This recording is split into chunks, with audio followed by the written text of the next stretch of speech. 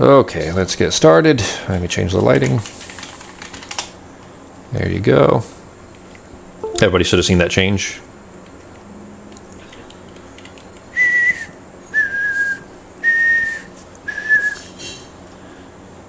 All right, back to the mines.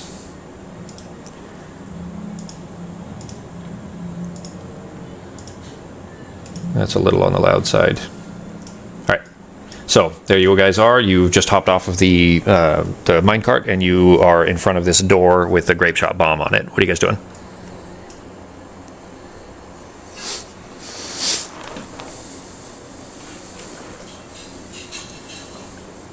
We need a time card. I'm assuming.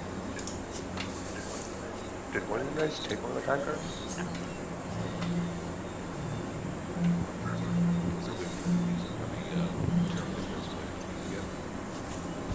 You haven't really even looked at it yet. Nobody's gotten too close. You're still standing about 15 feet away at the moment.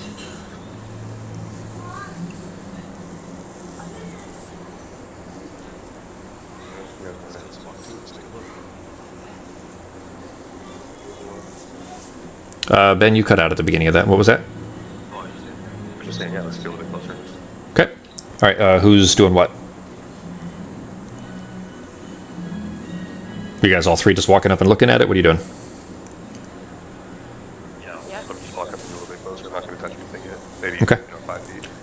You're standing about 5 feet away from it? Okay. Ben, I don't know if you can adjust the pickup for your mic in the website version and not the app, but the first word of everything you say is cut off. I can still generally hear you because I'm hearing the first word through Becky's mic, and then I hear yours, the rest of the sentence through your own. But when it's a one-word response, like "yep," for example, then I'm just hearing it through Becky's. I think it'll be fine, but let's, maybe, when we get to break time or something like that, we'll see if we can fix it. Anyway. This is any better? I'm messing with the input. It sounded better, and then when you said "is that better" at the end there, it still cut out. It's fine. I can hear you enough. It's okay. It's not a concern at the moment. We'll work on it. Maybe when we're dialing in the audio later in the week. So all right. So if you're stepping over there to look at it, then roll for Ketis. Roll a investigation, assuming you're looking at the bomb, trying to get an idea of how it might be attached or how to defuse.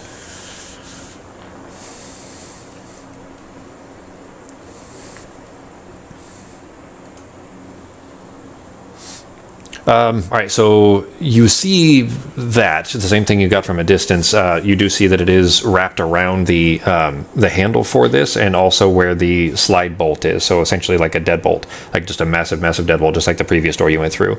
But it's wrapped around that, and if the deadbolt slides out without the clock being disabled somehow, it looks like this is going to go off. It'll set the bomb off. So what you're looking at basically is a grape shot bomb. So just like the one that Navar threw in her bag, with a small clock face, and attached to the clock face is a slot that looks just like the slot for the time cards, like the punch clock that you saw in the break room, just a much smaller version. Well, so even with that roll, yeah. So the clock is it shows numbers in increments of 5 going all the way up to 60. And right now there's a 60 on one side and a 0 on the other, and the needle is between the two. It looks like if something were to trigger this, you don't know what it is necessarily, but if something were to trigger it, it looks like it would tick down from 60 to 0 and then presumably explode. Adjust your sensitivity again, because I heard every word of that through Becky's mic, and thankfully I could still hear like all of it clearly through Becky's mic, but I didn't hear you through your own headset at all. But sorry, well, and then I forgot what it was you said. One arm? What do you mean?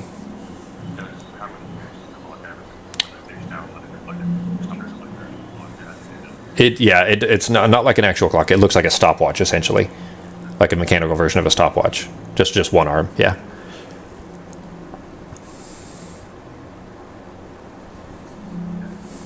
No, here, yeah, I'm still hearing you through Becky's.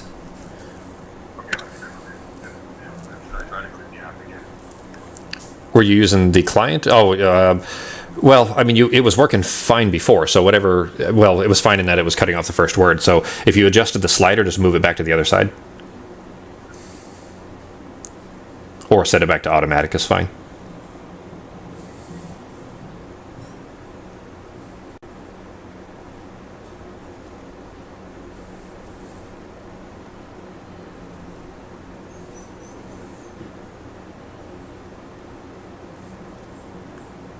I haven't heard you say anything, so if you adjusted it too far or something. Yeah. There you go. No, you're good now. Better now. Yeah, you're fine. Yeah, I can hear you through your headset now. So, yeah, so that's what you see looking at it. God damn it, and now you're gone again. Yeah, or what? It's funny because like I can hear sometimes and not others. Can you guys hear Ben okay? Well, obviously Becky, you can hear him. Sako, can you still hear Ben okay when he's talking? Just kind of sounds like I can hear it. It sounds like that, yeah. As long as you can still hear G, just mute your microphone and just talk a little loud and maybe towards Becky if you can, because her mic's picking it up fine. So like I can still hear you. It's a little bit quiet, but that way you can still hear in your own headset, and we'll just listen for you through Becky's. Does that make sense? Yeah, I'm not even, okay, there I am. I was gonna say I wasn't even lighting up when I was talking. There it is. Yeah, so the sensitivity for yours is like the threshold for where it picks up you talking was set too low, but sometimes it's kicking in and sometimes it's not. So it's probably either the setting for the microphone in Windows, which is something you can change, or just Discord settings. But either way, it's not a big deal. As long as we can still hear you, which we can hear you through Becky's, and it won't hurt anything. So you're fine. So all right. So what are you guys doing?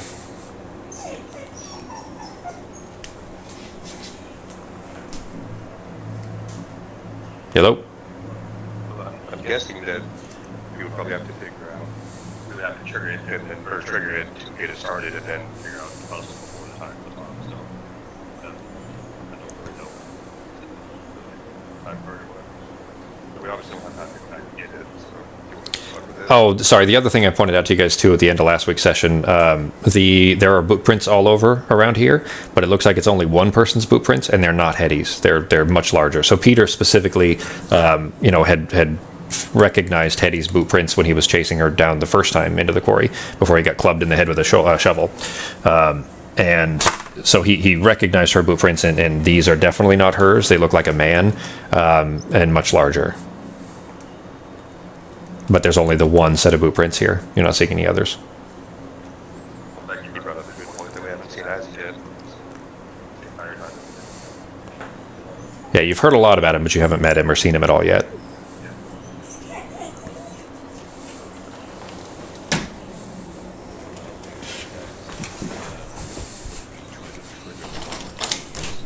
Come on.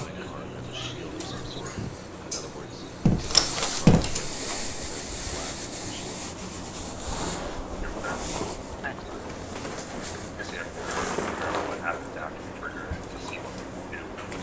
We probably have 60 seconds to figure it out before we get fucking blown up. No, then we triggered. All right, so, I mean, if you're going to try that, then I guess give me specifics on exactly what you guys are doing. I mean, I get the, using the minecart for a shield to keep you guys from blowing up, but what about I guess, how are you triggering it? What are you planning on doing during that 60 seconds, that kind of thing? What I can do is, you guys, go back to the minecart, mage it, it's 30 feet, and how far away is the minecart? About 15.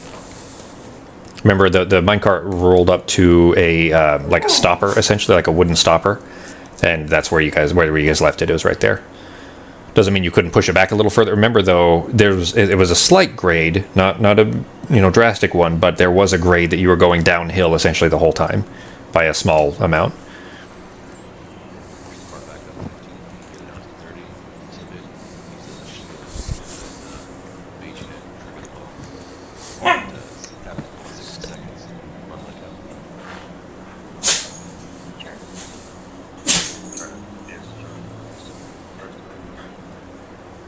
Okay, that's what you guys are going to do then? Also, Good. one of you is also carrying the bomb, right? I am, yeah. So- Use, haven't figured out how we can detonate it. Maybe we can do that remotely from a safer distance. The fuse that she pulled out of that, because it was in a crate, like a crate full of like hay, a shipping crate basically, and the fuse in there I think was about 20 feet of fuse, and it's basically just a thin coiled rope.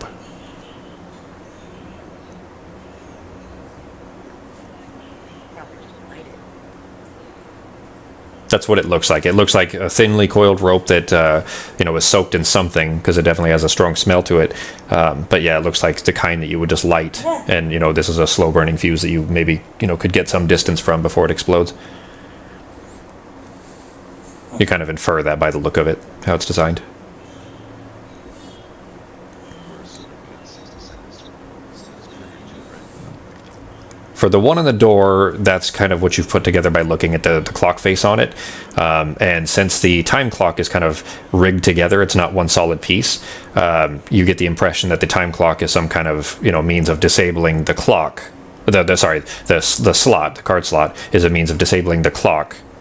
And maybe that disables the bomb or something. That's kind of your guess based on how you're looking at this thing. Can we investigate the bomb and see if there are other bombs written to that clock? Have we determined it's just Ketis, with that roll, looked at it and didn't see anything else. You're welcome to look on your own, if you want to take a look as well. Okay.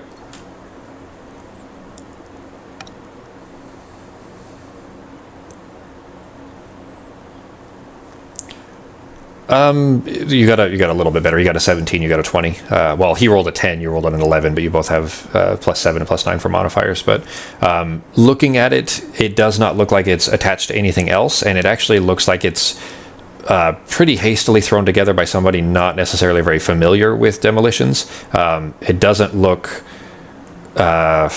well designed or well thought out. It kind of looks like it was just thrown together last minute as maybe a means of hopefully kind of scaring people away, maybe more that than actually being a real threat or a risk to anyone. You get the kind of impression that one of us actual people might get if you went into a 7-Eleven kind of a thing, and you see a camera up on the wall, but there's no wires coming from it and there's no light on it or anything like that. It kind of looks like maybe it's a fake camera, that kind of thing. This is definitely not a fake bomb. You're pretty sure that it's based on the ones you've seen in here, and certainly after Peter blew himself up, you definitely don't feel like this is a fake bomb, but it doesn't look like it's as well designed necessarily as maybe the trap that Hetty had set for you guys.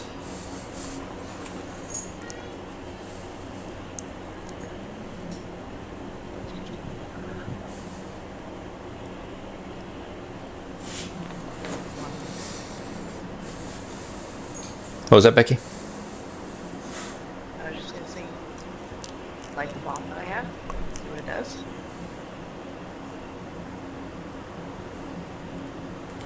You tell me. What are you guys doing? Wake up. Come on. Come on. What do you guys want? Alright. calm down? I think we can actually just trigger this bomb with the mage hand, and that way we can save the bomb in your backpack, and then take cover either way. My part, usually my part of it is going to be Sounds good. Okay. So what are you guys doing? It sounds like is that the plan you guys are going with? Yes. All right. For moving the cart, then all three of you going to try to push it. What's the plan? So I guess just what? Tip it over? Kind of back in it, or should we tip it over and use it like a shield? Like everybody tries to climb inside of it once it's so that the bottom would be facing the door. Yeah, so should we all jump back in it when it's upright, or should we push it off the track and, I say push it back on the track about 30, for a total of 30 feet, and then tip it over and spin it behind. Yeah. Okay. You guys all head back over there, kind of being careful, walking away from the door there.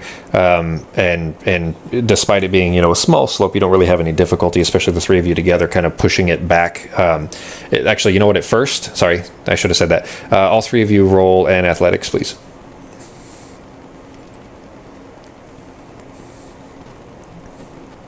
Take that back, by the way. It did not move yet.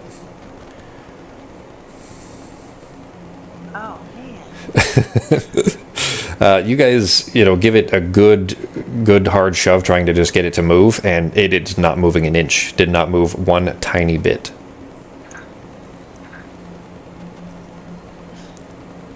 Not even a little bit. And you get the feeling that it was not because of your pushing. Like you guys gave it a good hard shove, and it should have moved, but it didn't move at all.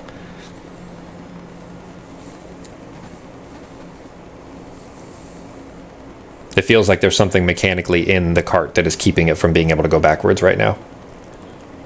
Just want to tip it over where it is.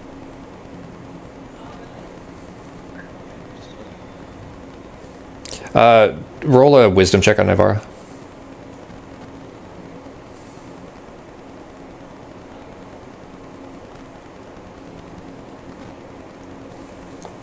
Damn.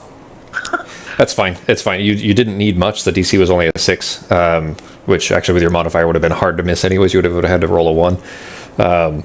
So as you guys are shoving this thing, you specifically sit there and remember, oh shit, I was driving this thing, and right before we got here, I yanked the brake and left the brake on. Yeah, maybe we should take the brake off. You're trying to push a car while somebody's holding the brakes down right now.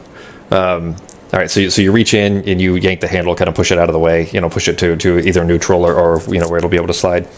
And then you guys shove it, and it doesn't have much difficulty at all. The grade coming down here is very slight, but I mean it's definitely uphill. And if you just let it sit and didn't push it off the rack or the track rather, it would probably slowly make its way down to the end of the thing again. It wouldn't crash into it or anything, but it would still make its way down there. But yeah, you guys push it up another 15 feet or so, giving yourself about a 30-foot range from the door, and it is up there. So you guys are going to try to tip it over and hop inside. Is that the plan? Okay. Go ahead and roll. This one, what we'll do is, so generally what we would do here is one person would make the attempt and another person could aid them to give them advantage. But really, since all three of you are really trying this, go ahead and do all three of you try to roll an athletics, and I'll just use the average. You just need to get above like a 10 probably to knock it over. Don't roll a 1, G. Oh yeah, that's plenty. Yeah, all three of you above. So this one, now with the brake off, this thing moves surprisingly easily. So you kind of, each of you kind of hunker down a little bit, and there's just this tiny bit of a lip, like a little edge around the top of the cart, and you all kind of get a shoulder up underneath it and tip it over, and it really goes surprisingly smoothly for how heavy this thing is. But you tip it over. It's broken and sideways now onto the track, so it's you're not going to be able to get it back on the track. Like it would just be very difficult to line it back up again, as heavy and wonky as this thing is. But it is at a little bit of an angle, but enough that presumably the three of you could kind of crunch down and hide behind it. And if the explosion were to go off, would probably at least take the brunt of the the effect away from you. Assuming that's the idea. So you all have this over. What are you guys doing?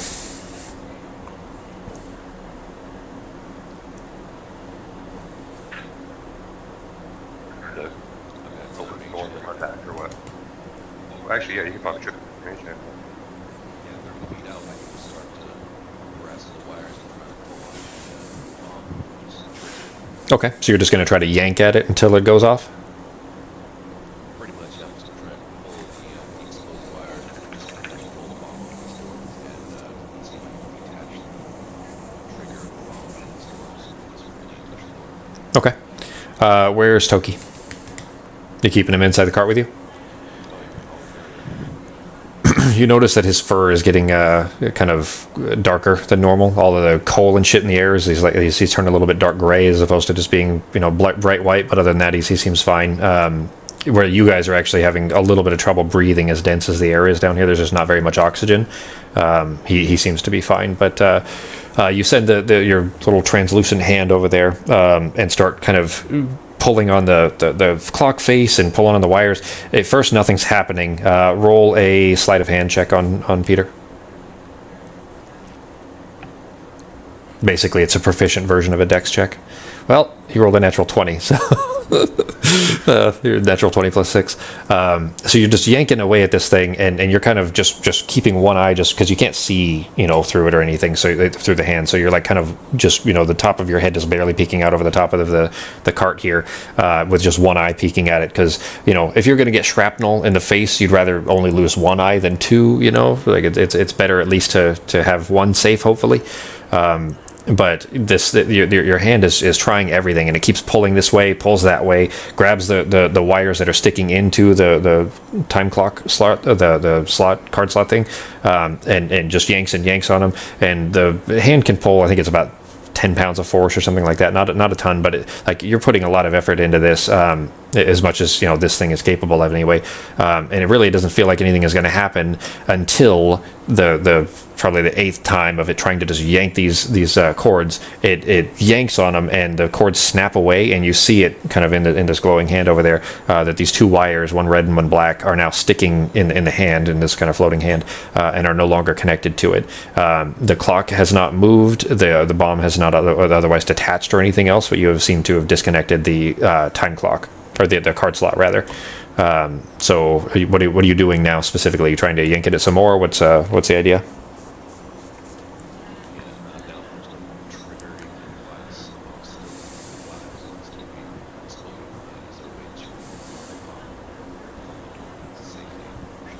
So from here, like you actually got a better look at that while you were closer, and I just hadn't described it for you. It looks like it's it's tethered to what is essentially like a handle, where you would the door has a massive like bulkhead style wheel that you use to disengage the deadbolt, but after that it's just a massive bar essentially that's like a handle.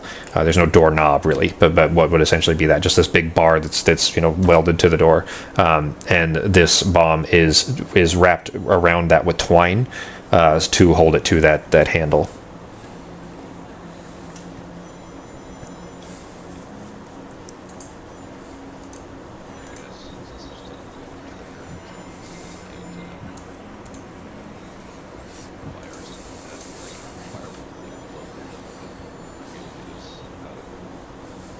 Because we might cause, some kind of cave-ins or some shit.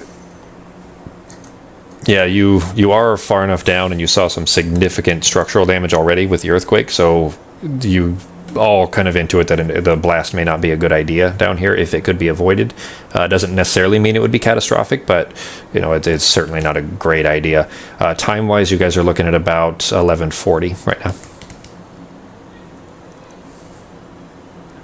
Try the door. Well, the bomb is still attached to the door. Are you going to try to detach the bomb first? Basically, the door is still deadbolted, and the bomb is still attached to the door. Now, the clock is not attached to it anymore. Basically, for the impression you've got from looking at it is the yanking eventually broke away the wires that connected the clock to the bomb.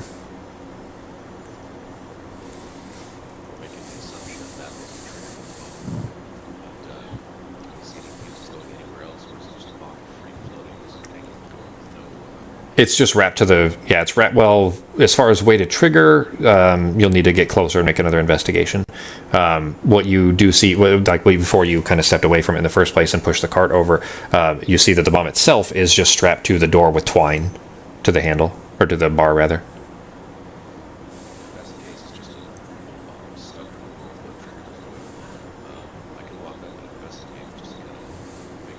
Sure. How close are you getting? Like, I guess, are you keeping some distance? Are you being careful? Are you just walking right up and yanking on it? Okay.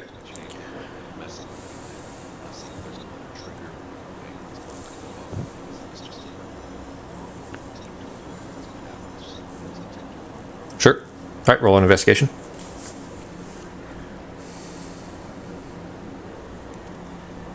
You rolled a 17 plus 9 for another 26. If you guys keep these high rolls up, it's going to make my game a little boring. So you step up and look at it, and it looks like a pencil taped to a door.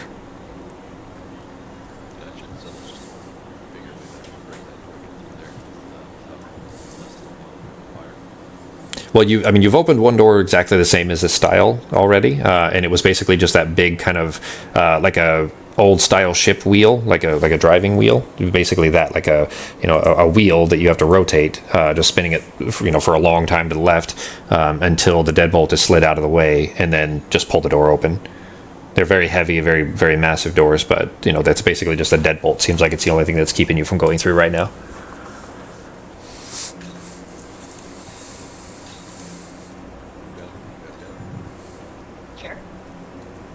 Okay.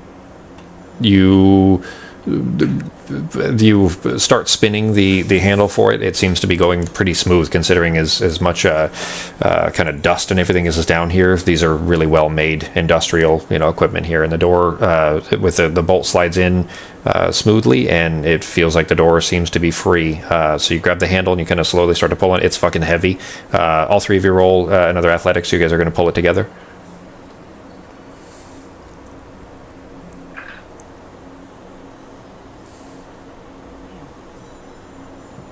Taco stealing all the good rolls tonight.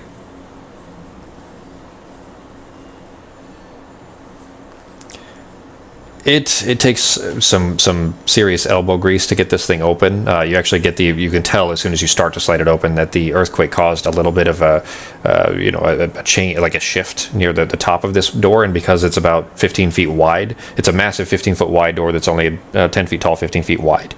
So like a big rectangle, massive rectangle laying on its side. So, I mean, it's got a ton of weight to it, and the frame around it essentially kind of got somewhat shifted during the earthquake. So as you're pulling it open, it's getting stuck against kind of newly adjusted rock that's in the way.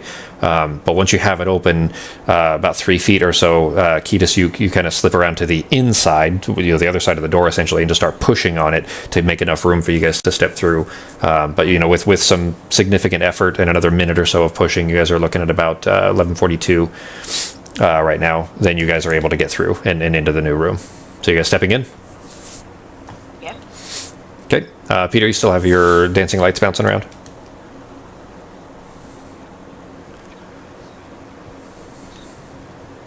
Okay. Well, with that fourth one, you can see... What's the radius on that? How much light does it shed? Bring up your spells and then go to that one in particular.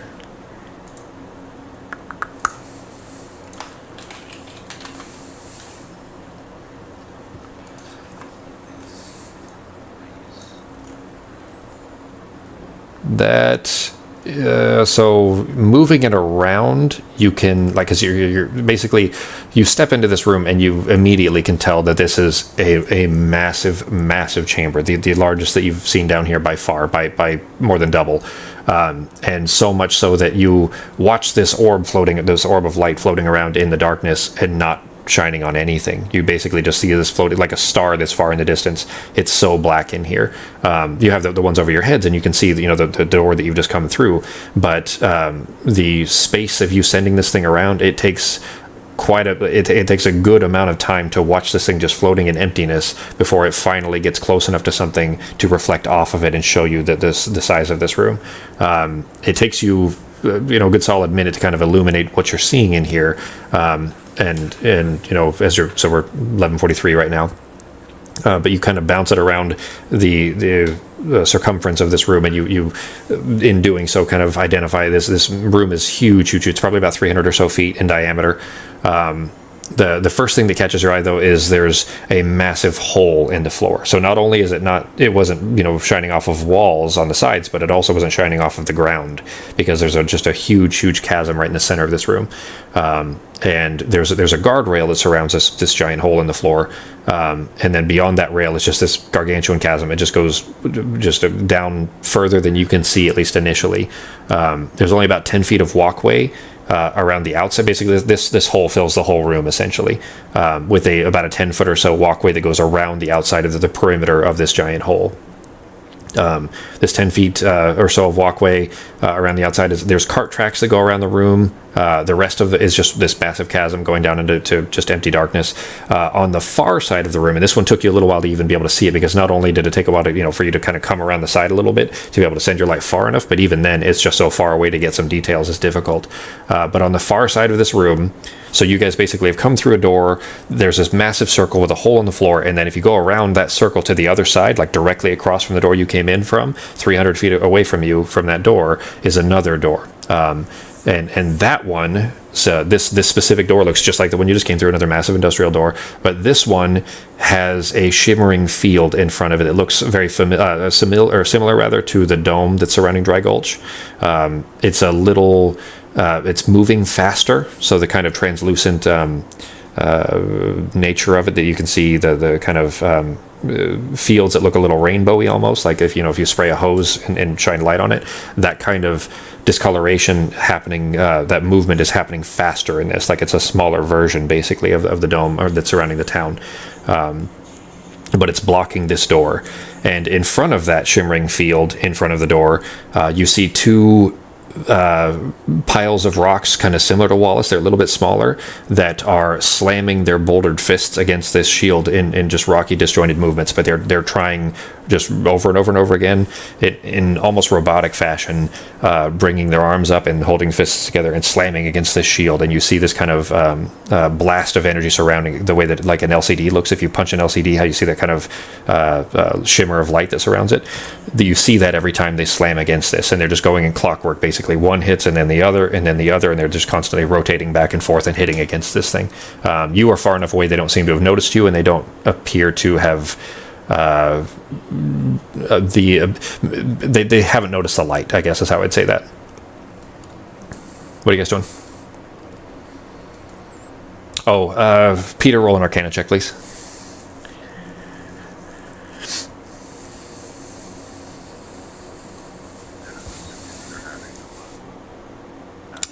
Hang on 1 second, G, because I didn't quite hear that. Peter, the growing sense that you felt of the source of power in here that was kind of drowning out your detect magic stuff earlier is behind that door. You're certain about it. You don't even, without even needing to put in any like mental effort to be able to really feel for it, to kind of send out the arcane rills that you would use to feel for it. Your skin is tingling. It's so powerful, and it's right on the other side of that door.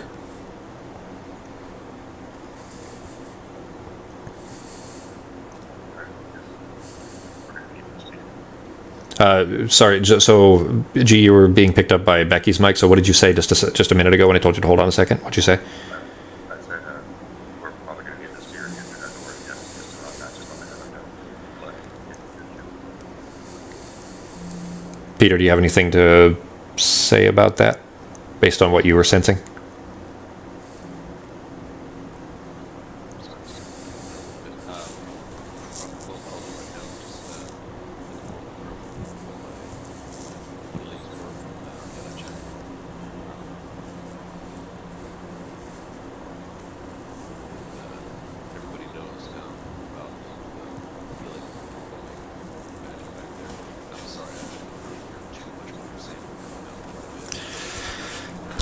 I'll have to get this shit dialed in before next week, because the audio thing always bugs me if I have to fix things, middle of the week, because it's something that should never fucking change. But the Windows updates you saw the updates that came through Socko for the Windows 10, and it literally broke voice meter, so I had to remove voice meter and reinstall it. And voice meter is what all of the audio is kind of piped through, so having to fix that is a little frustrating because of something, basically a change that I did not make and still have to fix. That's frustrating. So I'll probably just turn the updates off. I'll just hold my hand over the mic in the meantime, so hopefully you guys can hear me better.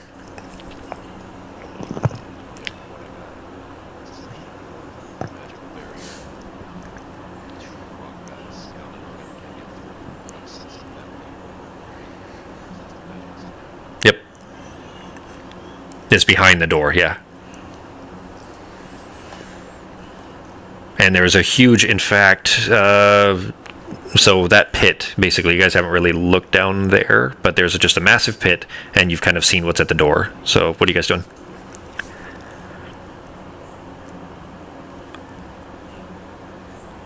Time has passed now that you hear a very distant boom up top on the surface, coming from the surface. It's not enough to really shake anything down here, but it does echo through these caves.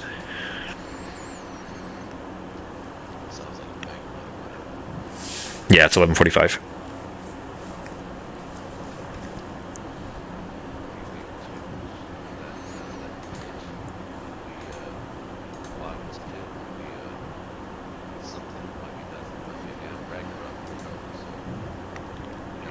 when your lights down there, too. Oh, I didn't think about that. Yeah, I'm thinking the gigantic one is probably going to come out of that pit. Where they fell. I mean, you could try looking down there.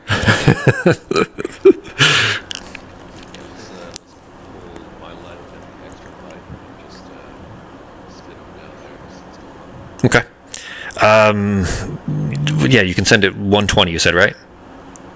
Yeah, we'll take 2 legs and both edges of the wall And then just follow it all the way down. as far as Cool. All right. So looking down there, then, and it's a long fucking way down. I mean, you got to go almost the entire distance that you know that it's. If you sent it past that it would wink out. So I mean, you're pretty sure that you're nearing capping out the distance you'd be able to send these two. But deep down there, you can see just in the darkness there, you just see countless thousands and thousands of serrated saw-bladed teeth. And they're arranged in these just row after row after row that are pouring down this mouth that is easily 200 feet wide, filling up the 2/3 of this cavern here. And emerging from that mouth, there's 2 big rectangular flaps that are also lined with teeth, and they're curling and kind of grinding against another shimmering hazy field. This one moving at about the same speed as the one above, the one of the dome. And with some quick kind of mental math of looking at this thing and seeing that this thing is chewing at this field, you realize that this here is the bottom of the dome above. It's not a dome at all. It's just an empty sphere that you guys are inside of, and this creature is kind of gnawing at it from the inside, trying to chew its way out. And it's so far down there. I mean, it's not making much sound because it's not chewing against rock or anything that's substantial. It's basically chewing against energy, and therefore it doesn't have. It's not a matter on matter kind of a sound. So there isn't much sound coming from it, and it isn't moving very much. It just keeps kind of raking these teeth against this field. And you do notice by looking, roll. I guess roll an intelligence check, all 3 of you. Because you're all kind of staring down in the pit here, so we'll get your assessments of it. Not with that, G. Look at it. They're like, look it up a little.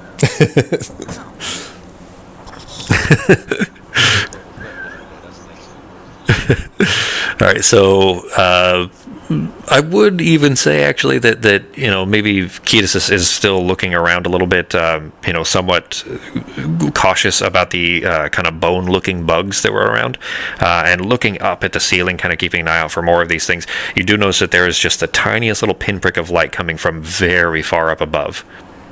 So basically, there's a hole in the roof of this place, but it is very far up, and you can't actually see it. You just see that there's a small source of light coming from above as well. Far above where you guys are right now. But for Peter and Navarre looking down into the hole still, the field, you get the impression, I guess, just by how I'd say it, by looking at it, that it's not moving quite as healthily as the spot on the surface was. It feels like it's about to break through. And it is 11:47 right now.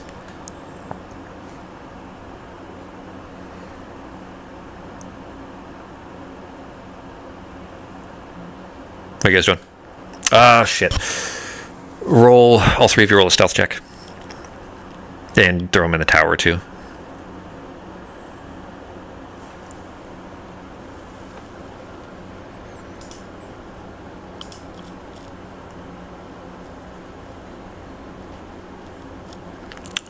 Uh-oh.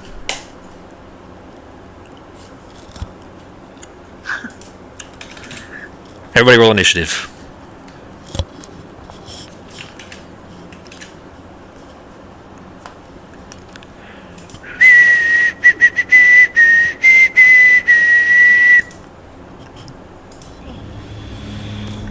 All right, did you guys hear that at all or no? That loud kind of boom sound. Damn, that's really loud. Hang on.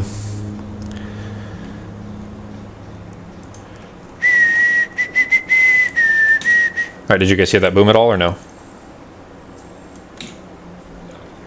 Okay. Yeah. I expected you wouldn't. I was just curious with the other changes I had to make.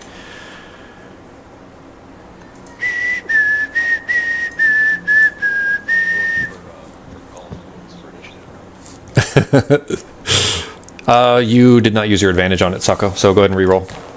Remember, Ferratus gives you advantage, so you lucked out. Unless you roll another 1, then you'll automatically have a better roll. Yep, just reroll. Whoops.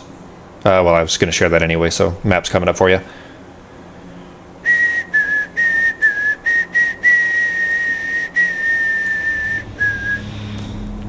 Yeah, it's a little bit better, Sako.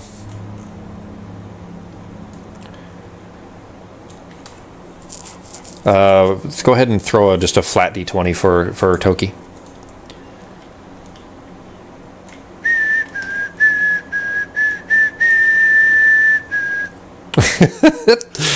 Wait, is that a 20 or was that a 12? It looks like a 12. Second one from the left. Well, the one on the far left is the one you want. You're getting lucky. That's twice now that you got a 1 that you got to ignore. So still pretty lucky for you. All right, there you go. And looks like it is. Oh yeah, I guess I should show you these. So you guys have the map. Okay, so I didn't have an ideal layout for this, so ignore the fire. But there's these two things, and I'll draw a line on here where actually I'll draw a square. Oops. I don't actually want a square, I want a rectangle. Maybe I can't do rectangles. I'll just say that it's right here. Okay, you guys see the red box? Huh? I'm not hearing you, G. One more time. Yeah, exactly. Yeah. That's where the wall is. So behind that is the door. So again, this map isn't quite ideal, but these. So with you guys looking around, maybe kicked a stone accidentally and it kicked off the edge or something like that. But they appear to have noticed you and do not look friendly. So what are you guys doing? It is Kitas' turn.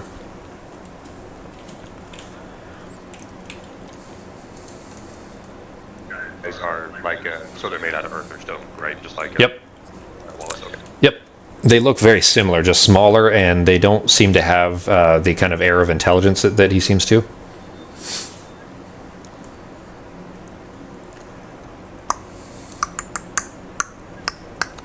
And the pit is what you guys are standing next to. Yes. Nothing. What you doing, G?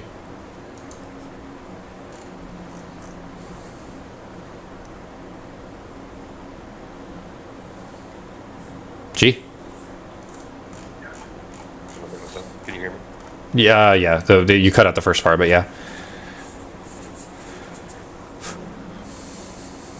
You trying to figure out what you're going to do? Yeah. Okay.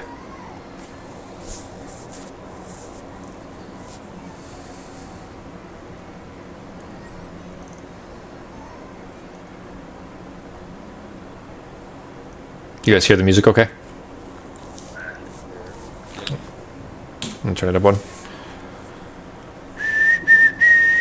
I'll whistle it for you, G. I'm kidding. It doesn't sound very good. Alright. I did it at first, but I don't get music now. That song just ended. Oh, and I had it on repeat on accident. Alright, what are you doing, G? Come on.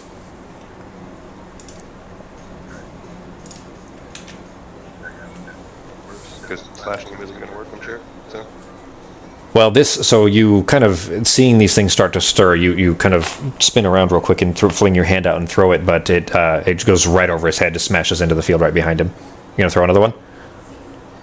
Okay. And this one, you kind of correct your aim a little bit and smack it right in the face. Go ahead and roll your damage on it.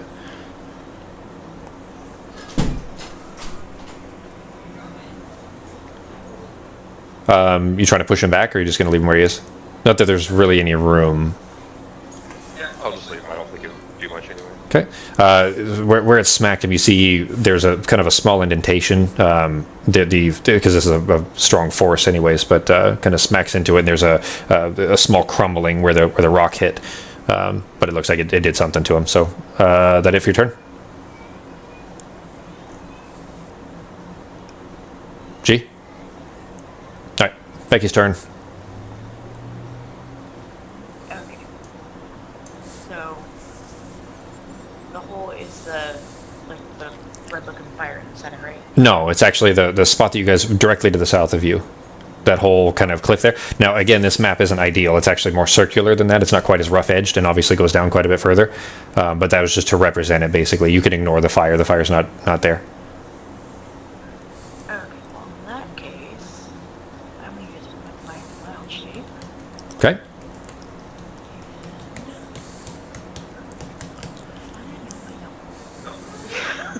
I'm going to do the rhino. I guess. All right, sounds good. Let's throw that one up there, and oh, you already did it. Okay, was that on the on the wild shape one? And you have 40. Jeez, I didn't realize I had that many HPs. All right, what are you doing? Okay, I've got 40 feet because 40 feet. So, Who doesn't want to see a rhino charging around in a fucking mine in a mine shaft?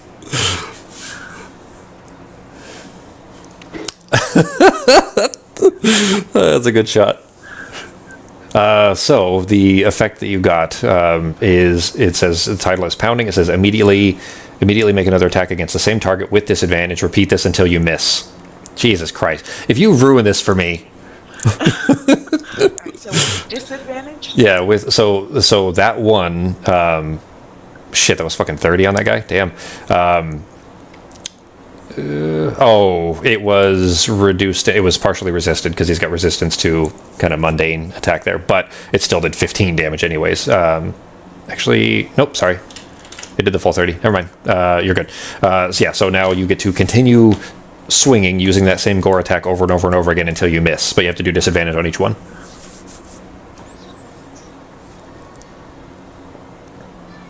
And it still hits. So go ahead.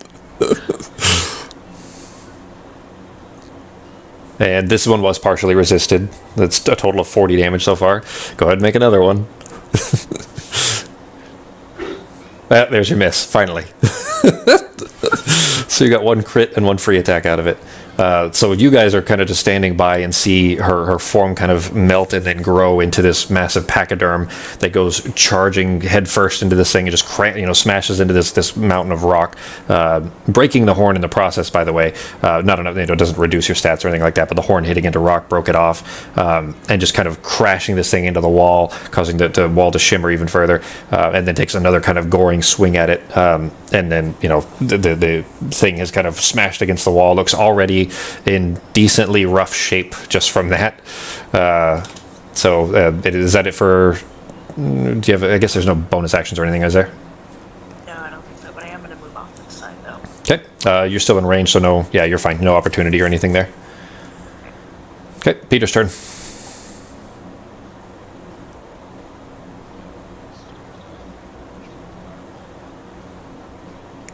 Okay.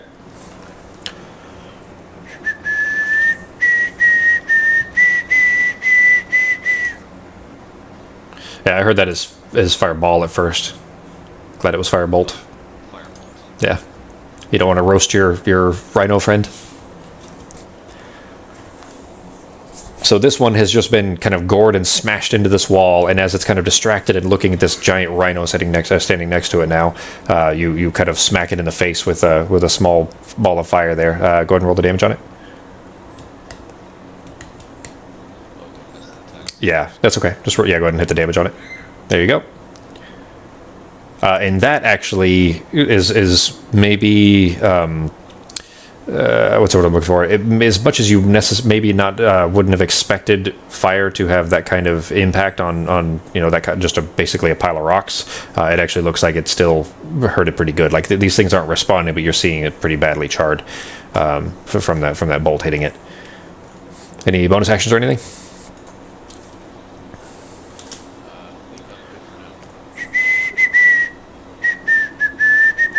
All right, Toki's turn. What's Toki doing?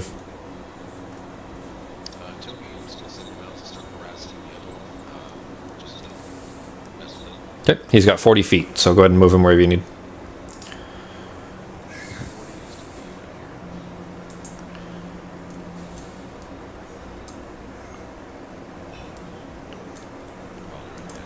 Cool. That's it for you guys. Which one is that? That's this one. It is okay. So it is going to charge towards Ketis, seeing the other one is kind of taking care of the rhino that just showed up. It is going to charge toward Ketis, but because of Toki being very small and kind of in the way, he's going to need to try to jump out of the way. So roll a dex save with advantage. You can use Peter's stats for it, and I'll just adjust the modifier if I need to. He's got a 15 dex, actually. So what does Peter have in dex? 14? Yeah, it's the same. Yeah, same modifier, so no change. So go ahead and roll a dex save with it. Dex save with advantage on Peter.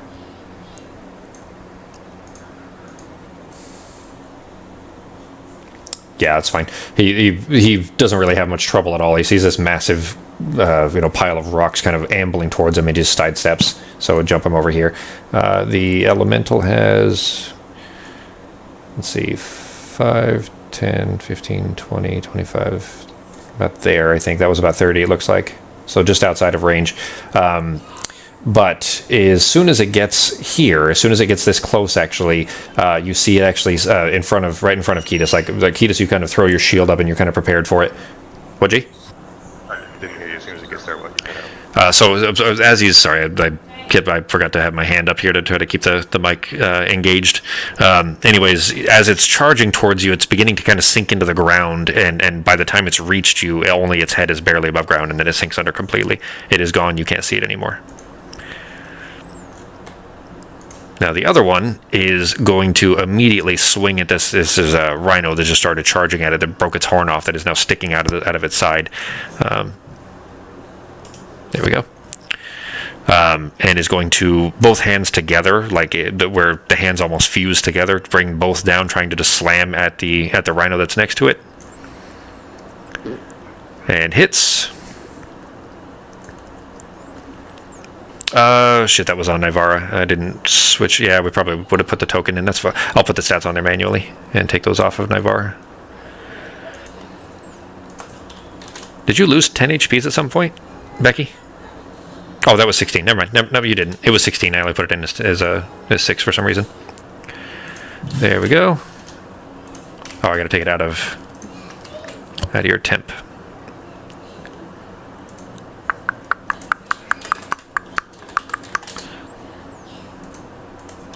So this thing clubs you across the head, and your head goes spinning, and you have not used this form a lot, so you're not quite as accustomed to it as some of your others. But you get like an instant headache, but the kind of head shake doesn't disperse immediately. No permanent effects or anything like that, but it's enough to kind of knock you off of your feet for a second, not physically, but in a mental sense. And that is it for its turn. It is back to Ketis' turn. What are you doing?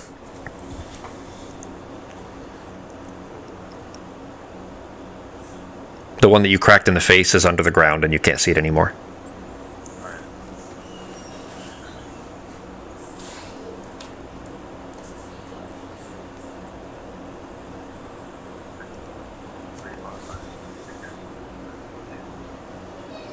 You're not talking loud enough for your mic or Becky's to pick it up. Like, I'm hearing you, but I can't quite hear what you're saying.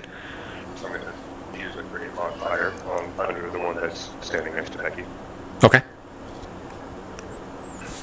Go ahead and throw it on there. So you throw it under him, and he's not paying any attention at all. Like he's not even looking at you or even like aware that you're there. These don't seem to be anywhere near as smart as Wallace does. So you throw it under him, and he doesn't even try to move. There's basically, as he's swinging at this rhino, that this kind of bonfire obviously just begins to kind of broil up underneath him, and he's not even moving out of the way. Go ahead and roll damage on it. Now, is Create Bonfire concentration? Yes. All right, go ahead and put the concentration effect on yourself. So there you go, that's the right one. And it looks like it actually burned him, oh shit, yeah, it did burn him pretty good. Damn it, you guys always ruin all my bad guys. All right, yeah, so is that it for your turn? You have a bonus action or anything you want to do? Yeah, do I give it a second? No, you can't cast that twice anyway. Well, so So if it's a bonus action, you can do a cantrip and a regular spell. You can't do two cantrips and you can't do two regular spells, but it would have to be a bonus action because that was your action for Great Bonfire. So for bonus actions, you could do Crow's Mark. That's the only other thing you have that's a bonus action. Actually, I don't. Okay. Okay. Then if your turn then. All right. Navarra's turn. What are you doing? Alright, well, I'm just gonna continue to gore this guy. Okay. You can tell. So between the kind of rocks that you've knocked off by jamming it with your horn already, and then the blast of the firebolt that smacked into him, and then the fire underneath him, he's that whatever force is holding him together looks like it's already weakening pretty significantly. God damn it! Yes! You fucking jerks. With your modifiers, I'm fucking 27. You guys should not be able to roll that high right now. God damn it. Look at all those dice. That's bullshit. Well, so you take a kind of a step, just a half step back, just enough to kind of give yourself a little bit of a push. You know, the way you've seen a rhino when it's trying to, like, threaten somebody. And you just smash the broken horn into its side, and as it does, this thing just explodes into a shower of pebbles and rocks that just kind of tumble and fall all over. 4 or 5 of them kind of plink off of this field, and you see those little sparks kind of appearing at each spot that it hits, and it just tumbles to the ground. It's just a pile of rubble. It's toast. All right, what are you doing? Any bonus actions or anything? No. All right, then it is Peter's turn. What are you doing, Sako? The other guy is where right now? Roll, so you don't know, but to get an idea for where he is, roll a flat intelligence. Roll an investigation, actually. I'll give you your proficiency on it. All right. Also, do I have a moment just to kind of look over my shoulder down the pit to see if I can see anything moving yet? The thing that you've seen down there is still chewing at the field. It doesn't appear to be moving otherwise. It is 11:50 right now. All right. Is that investigation? Yep.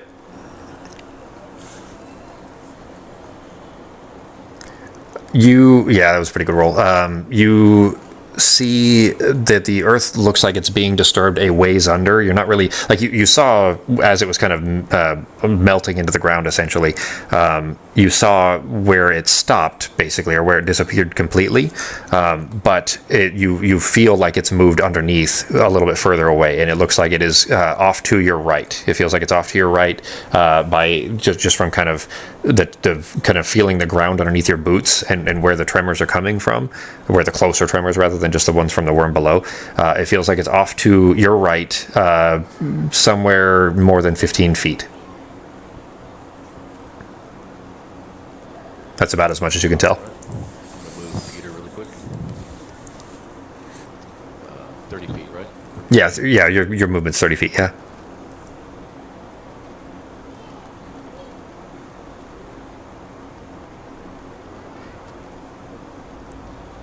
All right. And since I don't have any visual on this person, can I just chuck another firebolt into the ground somewhere just to disturb the ground? Well, actually, as you were moving, you felt those tremors, kind of decided what you're going to do, and you turn, and just as you're turning and about to run that direction, you feel the tremors move closer towards you, and you see the head begin to pop up out of the ground. It's still your turn. It's not its turn or anything, but it has popped up right there. So we'll say that you've gotten to probably about there, and you're turning and running before you see its head pop up out of the ground. But it is there. It's visible to you now, and therefore targetable. All right. Doing another firebolt at him. Okay.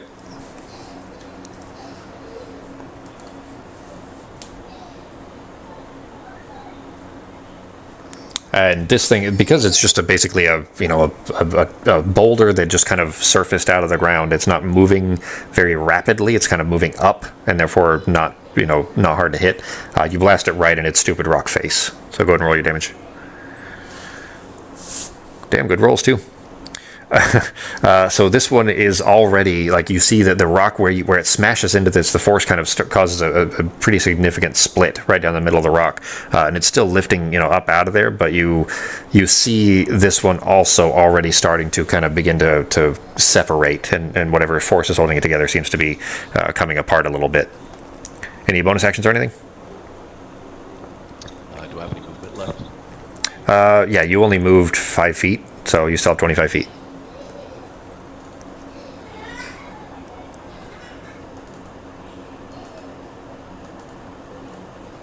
Alright, I'm here now. Is that 30? Yep, you're good. And you were outside of his range, so no opportunities or anything to worry about. Gonna end your turn there? Yeah, I'm gonna end my turn and just send Toki to harass him. Okay. Toki's got 40 feet, so go ahead and drop him. Was that 40? It might have been. 15.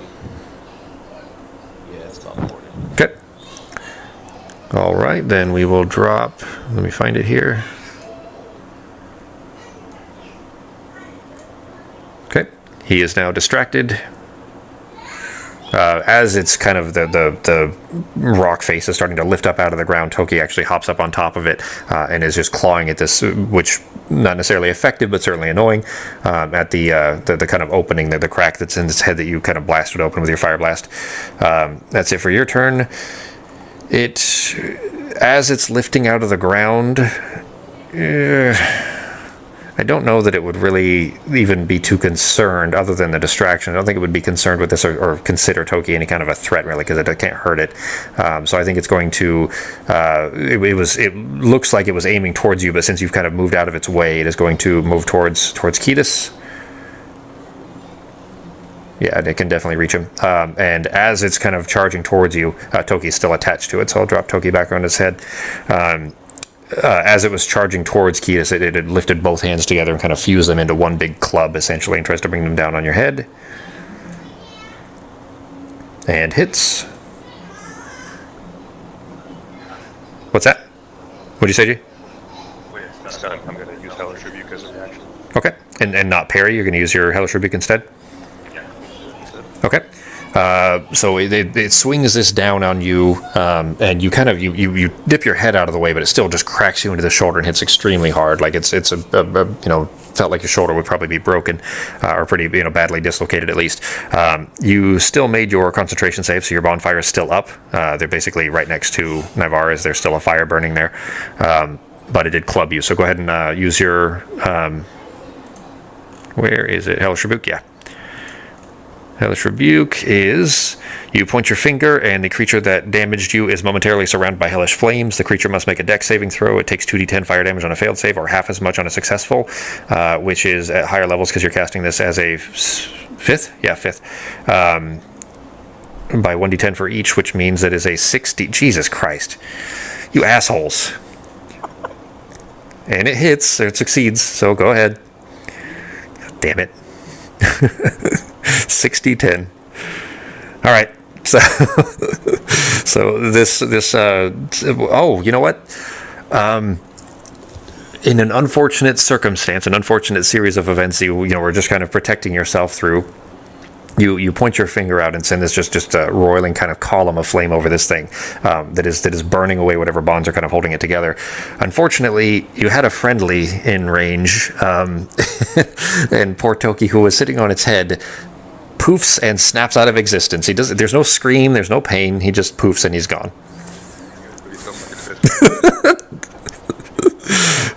You burned Peter's cat, but it is toast. It is now dead. He is so pooping on your pillow the next time. So both of the things that were smashing against this field on the side of the door there are now gone. What did I say it was? 11:51, I think, something like that. Yeah, it's after 11:50. All right. So you're now in this place. You still see or hear, quite at a distance, but you do, now that you know what you're listening for, you hear the kind of scraping sounds, very thin scraping sounds coming from far below. And then you have this shimmering kind of field in front of this door directly in front of you. What are you guys doing?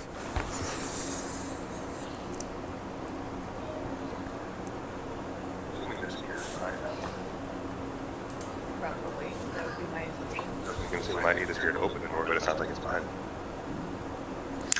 Looking down now that this is kind of, you guys are just standing by these two kind of puddles of rocks, and now that you can kind of freely look down at the pit, you see what owns that serrated mouth. It's about what you guys expected. Nivara had already kind of sensed. What did you do? Locate animals or something like that? And you kind of looked for it and felt it down there. Is that what it was? Yeah, something like that. I mean, you kind of knew what to expect, but looking down, it's still just a pretty terrifying sight, because there just isn't. If it was behind like a zoo wall or something, maybe it wouldn't be quite as scary. But this thing is just this unimaginably massive. I mean, it's literally like the size of a skyscraper chewing against this field. Thankfully, it seems to not be interested in you guys at all. But what owns this giant serrated mouth is just this gigantic body that has a thick skin, like a thick ridged purple skin, and this body that is it's kind of halted mid attack at this thing of it trying to chew at it. It's not moving really. It's almost imperceptibly slow, but just this tiny bit as it's kind of chewing at this. And from the side, you can actually see that there's light coming from inside this thing's mouth. Some kind of a light source, like heat, like fire, and it's starting to grow.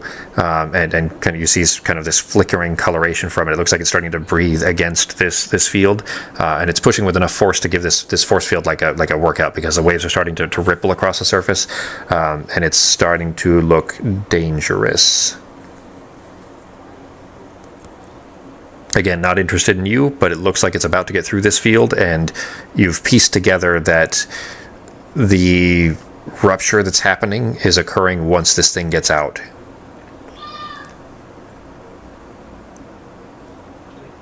Bomb down there, try to blow it up. I was thinking, as soon as it breaks through.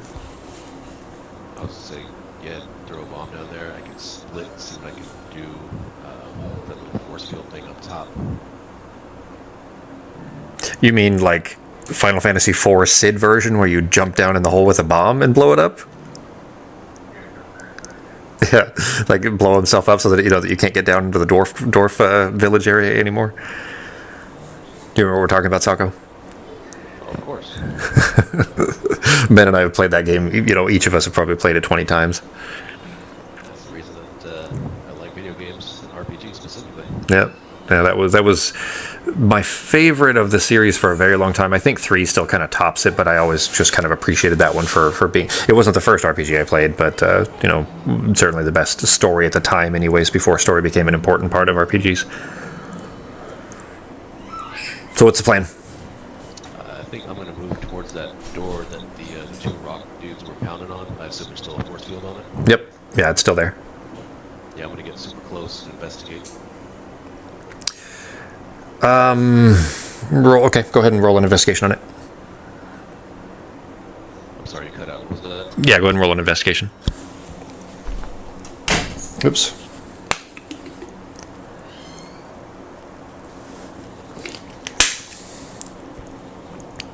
So when you get up close to it, actually, as you're kind of coming up close to it to try to, see what might be causing this or anything else, you do notice one that it's a little bit different color, like I was saying. It doesn't look exactly the same, but looks definitely similar structure of magical energies that are kind of interlaced around this, and you can kind of mentally get a feel for how this kind of a spell would work.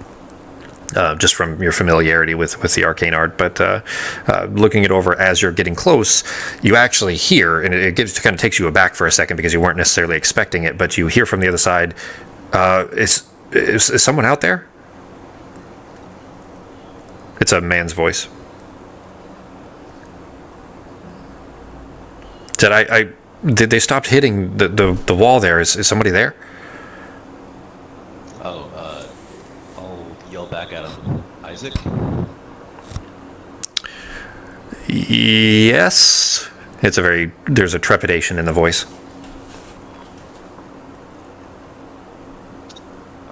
Tell him we're friends of,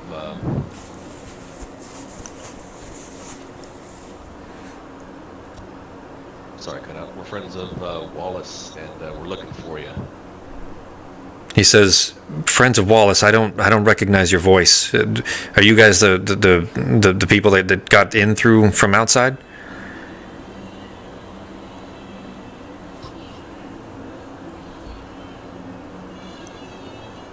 how would you know he's talking from the outside? Look, I don't have much time to talk. I mean, I'm guessing then if you guys have gotten this far, then you realize what's happening here, right? I mean, this place is about to go down. We're all going to die again, right? You know that? Yeah, is there anything you can tell us that can help us stop this for the next round? Fuck as I know. I've tried everything I can. I mean, I've done everything that I can, and nothing is going to stop her. Every time that this place goes up, she just starts it all over again, and she won't listen to me, and she won't put this thing down. And look, I don't know. I'm not looking forward to dying again, but it's just going to happen anyways. All I can tell you is that I've tried everything and nothing's going to work. I think the only way we're going to get through this is if we get some kind of divine intervention, because it doesn't seem like anything that us mortals can do is going to help here. All right. Before we talk about this sheep you keep talking about, can I just take a few seconds just to fill you in on what we know? So at this point, I'll just tell you everything we figured out. Be a little more specific on that. What are you telling him? Pretty much everything that we've done up top. Things about Wallace, things about Hetty, everything that we figured out. And also the fact that we came down here because we spoke with, what's her name? Mammy? Yeah, man. Okay. All right, so you tell him all of that, and he says, fuck, guys, I mean, I want to help. I want to do whatever I can. Look, I'm just going to be straight with you. It's my fault. It's all my fault. But I don't know what to even do to stop this. I've done everything I can, and I just want it to be over. So I don't know what to do to help. I'm at a loss. I don't know what to do. What did you do to start this? That's a longer story than we got time, my friend.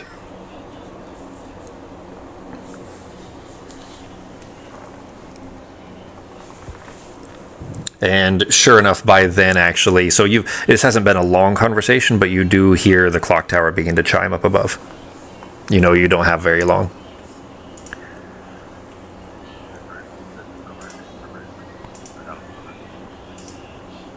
What are you doing, G?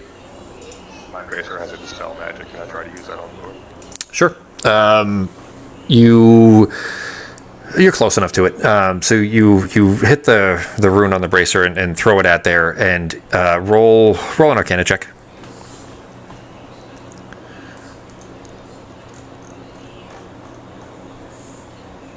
Not a chance. You fling it against it, and it's like no effect at all. It actually feels like you're sure that the force that's holding that field open is exponentially more powerful than what came out of that bracer. It was.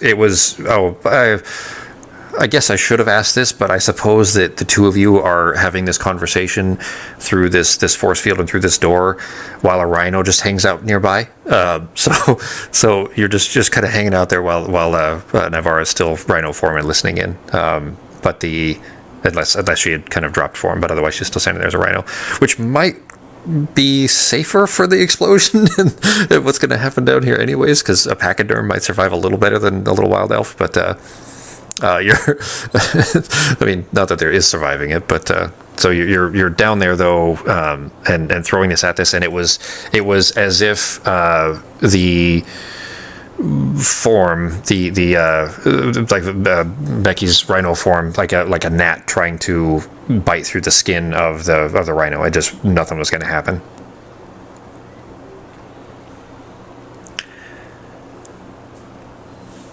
You have probably one more thing you can do.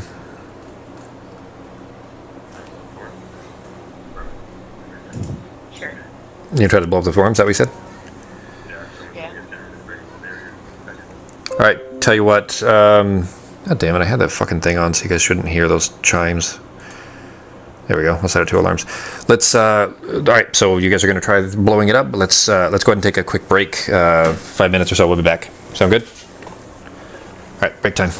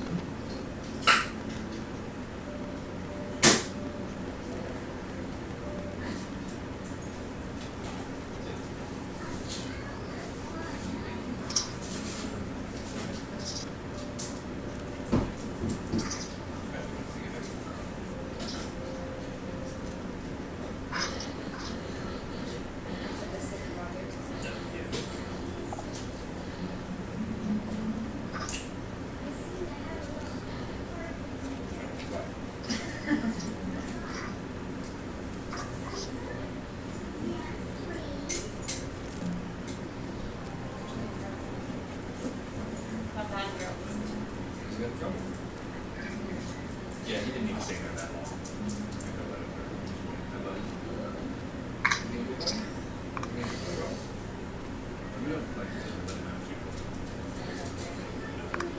He wasn't like in big trouble.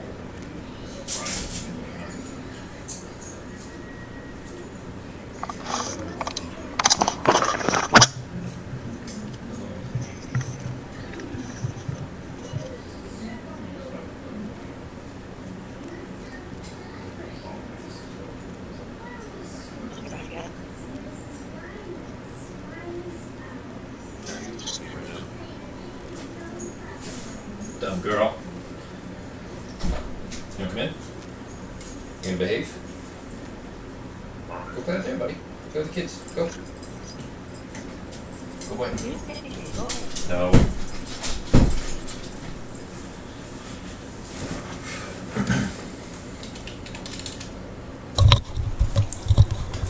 I'm back. Who's here? Oh? Yep, I'm here. Alright, I haven't heard Ben yet. You're here? Wow, I was the last one back. We just got back a second minute. Gotcha. Cool, cool. Alright, so pick up where we left off then. Let me bring the... Oh, I guess we're back to this one. Alright, so what's the plan? Throw the bomb down the hole. Light the fuse. That's the idea. Alright. Alright, so Becky, or Nivara, you are no longer... Because you're going to need thumbs, so... Yeah. Rhinos lack said thumbs. Yeah, I don't think the rhinos learned a backpack either. I think all that stuff, I think it's called read as written. It's called raw, read as written. I think, I'm not 100% sure, but I think it's supposed to be, in cases like that, stuff like melds into you, or maybe you get a choice. You probably read it, more recently than I did. But so you, as far as you get a choice of whether your equipment melds in or not. But anyways, you kind of no longer in your rhino form, just walk over there normally and not stomping so carelessly down here in a very precarious, earthquake-prone area and stomping around very haphazardly in a rhino form. Instead, walk over there carefully though, and you pull the grape shot out of the bag, toss it on over. Sako, it's still going to need to be a hit if you're going to try to light it with a firebolt. So this thing is basically, she kind of threw it in an upward arc, so you've got a second, probably 2 shots really to hit this thing before it's going to be falling too far out, or certainly very difficult to hit. So you get first one with a regular chance, and if you miss, you're going to have to roll a second one with disadvantage to try to hit it. We'll call it an AC 15 because it's a small target and it's moving. So roll your first one. You won't need a target necessarily here. What we'll do actually is I will look at the stats on it. We'll just do the math manually. It is a +9, so just roll a flat d20, and we'll add 9 to it, and you need to beat a 15. Sorry, you're cutting out a lot on that. Oh, yeah, I was sorry I didn't have my hand over to engage the mic, but so roll a flat d20, you need to beat plus whatever you roll +9, and it needs to beat a 15. Go ahead. All right. Oh, all right, well, we got a 20, so you jerks ruin all my fun. But this thing, as it's sailing over you, you kind of send this little bolt of kind of flickering ball that flings through it and catches the fuse. Just almost a perfect shot catches the fuse. So as it's kind of tumbling over itself, throughout it, and the kind of grape shape of it, like a bunch of grapes rather, is beginning to kind of separate and fall apart. But as it's kind of falling towards this thing, until it explodes like a firecracker that kind of send bits of itself out, the way that like big firework explosions will often send other kind of chunks off, and those have their own explosions. This thing begins to separate, and each one blows off like a small cluster bomb, and blasting little bits apart until it kind of rains all of this down on top of the worm there. And from somewhere far above, you hear the chime of the clock echo through the cavern, just as this the 12th chime just as this gargantuan purple worm is just gnashing its last scrape through the bubble, and the force field kind of ultimately beginning to give itself up. This thing, as these explosions are going off above it, where the grape shot is kind of falling onto it and then popping, like it's not. You can see that it's definitely not doing much as far as hurting it, but it certainly got its attention. And the head of this thing swings up just as it's kind of pierced through the last of the shell.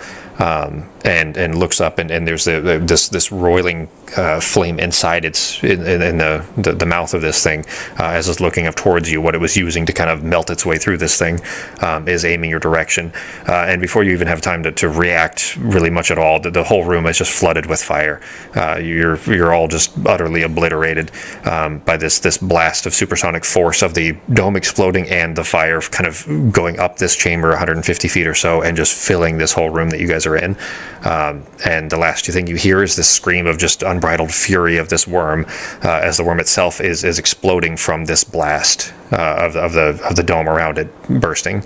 And you don't live long enough to hear the 12th, the chime, the kind of end time of the clock go off, but you kind of finish it as far as what your effort was to do, and you wake up in the white space. And you are looking at the old woman who is now not just leaned against the staff, but is now on one knee and barely holding this staff up. The chronosphere, remember, it's just really a staff. It's just a jeweled staff. But she's kind of holding it up and trying to prop herself up, as she looks like she's not doing very well and is, just barely able to kind of keep herself upright. And then you are... There we go. That was weird. I saw 3 Nivaras on there for some reason on the map. I just fixed it. And then you are right back where you started, standing in front of Dry Gulch, and Wallace is giving you kind of odd looks as you guys bring your face up out of the red dirt. What are you guys doing?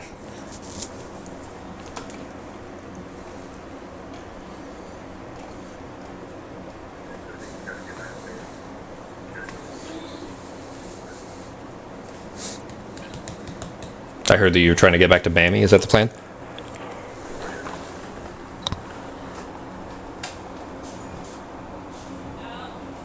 Yeah. If she can't give us any specific instructions on what the hell we're supposed to do down there.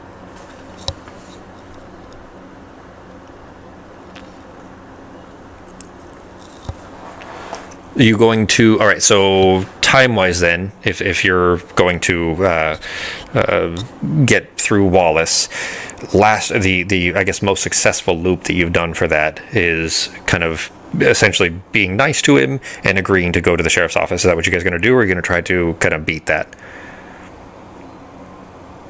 I'd say since we know where Isaac is, maybe we should tell him. Well, I mean, you're in the dirt, so if you're not going to kind of rewind and use a previous loop, then I need to know what you guys are doing.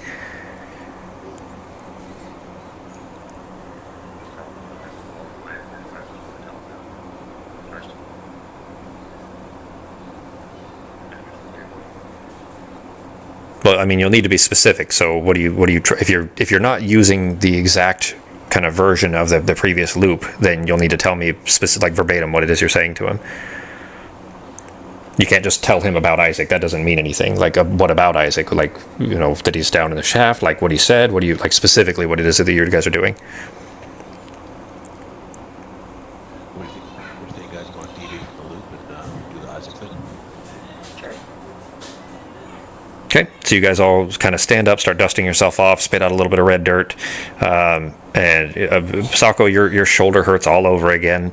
Ketis, where your shoulder was smashed by the elemental, doesn't hurt at all. Is basically back to normal, so you're fine again. But what are you guys doing? So you basically stand up. Wallace is standing in front of you. Says, "Can you?" You hear the screech of the bird. The bird settles down on its shoulder. Can you, like, who do you look, and he's kind of cautious about this because you've all kind of stood up this time a little more confident, I guess, for lack of a better term. He says, we don't get a lot of visitors here. Can you guys identify yourselves?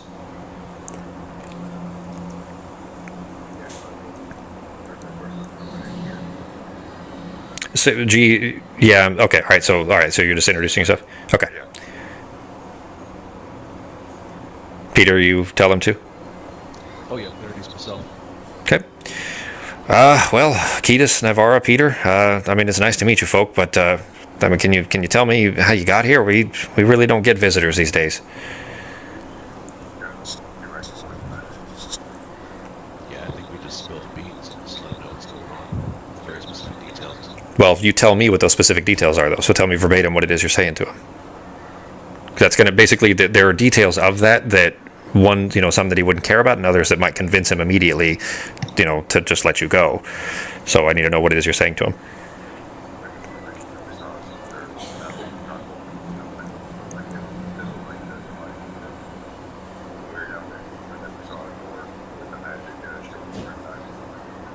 Are you saying this, or are you talking to each other about what to say to him? I'll chime in and also let Wallace know that Isaac was talking about she and her, like, was doing this, and she's something about a she, pretty much what we know. Okay. Go ahead, and both of you, for Ketis and Peter, go ahead and roll persuasion rolls. He looks, in fact, both of you roll it.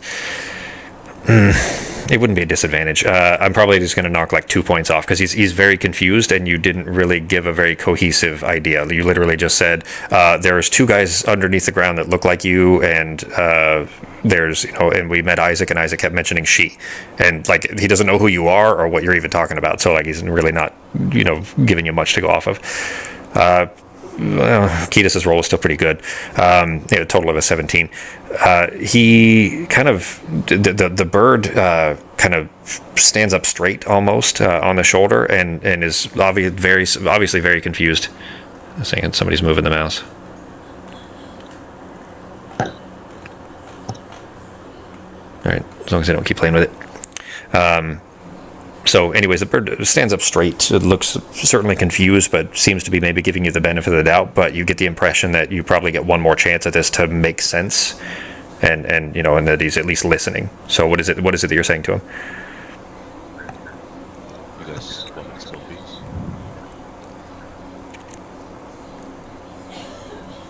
They said yeah, Sako, or Ben did. Oh, right on. All right, so pretty much I'll approach him and say, all right, look, you're not going to believe any of this. This is really, really weird, I know, but we've been reliving the last hour several times already. We know that there's some type of magical bomb or some type of magical occurrence happening. Same things happen constantly over and over. You're about to tell me you're looking for Isaac. You're about to walk to, and then I let him know it's his pattern, what he's going to do. Currently, you now have Henny in the jail right now. Currently, I believe she blew up the temple. She likes. I pretty much just tell him everything we know about Henny, and then. were you insinuating root beer barrels? Is that what that was? Yeah, root beer barrels. She loves those root beer barrels. A stranger wouldn't know she loves root beer barrels. Sure as shit, she loves them root beer barrels. And I'll let him know that we talk to people in the saloons we already know about, and then I tell him about the people we play cards with, tell him about the people in the bar. So essentially letting him know that we already know we've lived this Groundhog Day several times, and it's just too much of a coincidence. Mm-hmm. And then ultimately I'll tell him, you're looking for Isaac. I know, we know. We found Isaac on the last run. He's in the mine, I'm sorry, he's in the quarry, and he's trapped behind some type of magical door. We try to free him.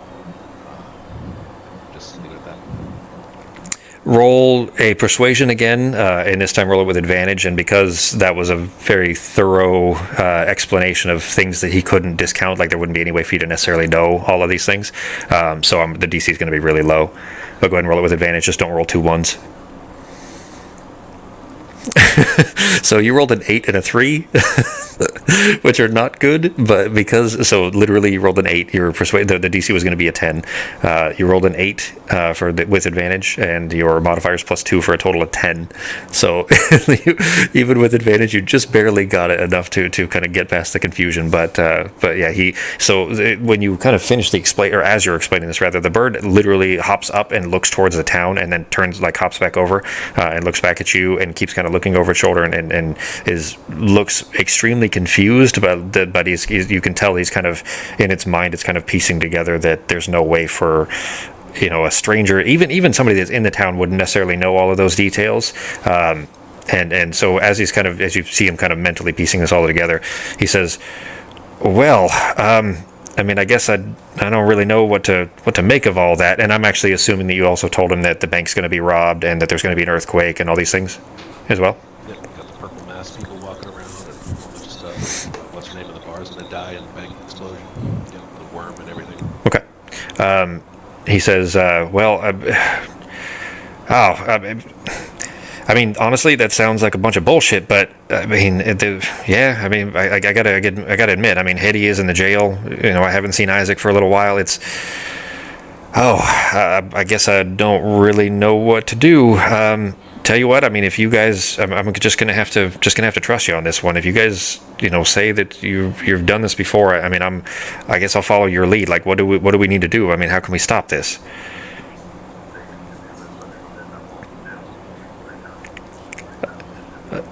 You said mend the wall in the jail so the Hetty can't get out? Okay. He says, well, shit, I mean, I've been meaning to mend that wall for so long. I can do it, yeah, easy. I mean, if that's what we got to do to save the town, literally we just got to mend the wall. That'll save the town. That's it. What'd you say, G?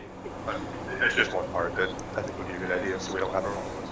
Well, fuck, let's get going. I mean, if all we got to do is fix that wall, I mean, shit, I've been meaning to plaster that thing up forever. And he's already kind of started to turn. He actually forgets his halberd there, and kind of has to stop and turn around and turn and grab it before he turns. And he's already kind of motioning you to follow along, but he's kind of starting to half jog essentially because his jog is faster than your guys' run towards the down the road down the middle of town. What are you guys doing? Are we able to look at the clock right now, see what time it is? Save so much time. You're 11:02. Yeah, I mean, barely into this. Like you were able to very quickly talk your way past him, and you can use this in the future. And now, not only is he friendly to you, but he's also, willing to help you as long as you're not doing anything that would be obviously against the safety of the town or something to that effect. Alright, I guess as we're walking over to the jail to mend it, let's let him know that there's something about to go down at the bar, something's about to go down at the bank, so let him know what's going on. Where are they? Oh, they're out. Salute fight at 11:15, so let him know that 12 minutes there's going to be a salute fight, so you might need to take a look at that. Well, fuck. I mean, you guys just bringing a whole bunch of trouble with you, aren't you? And he says, I mean, do we have time to fix the wall first then?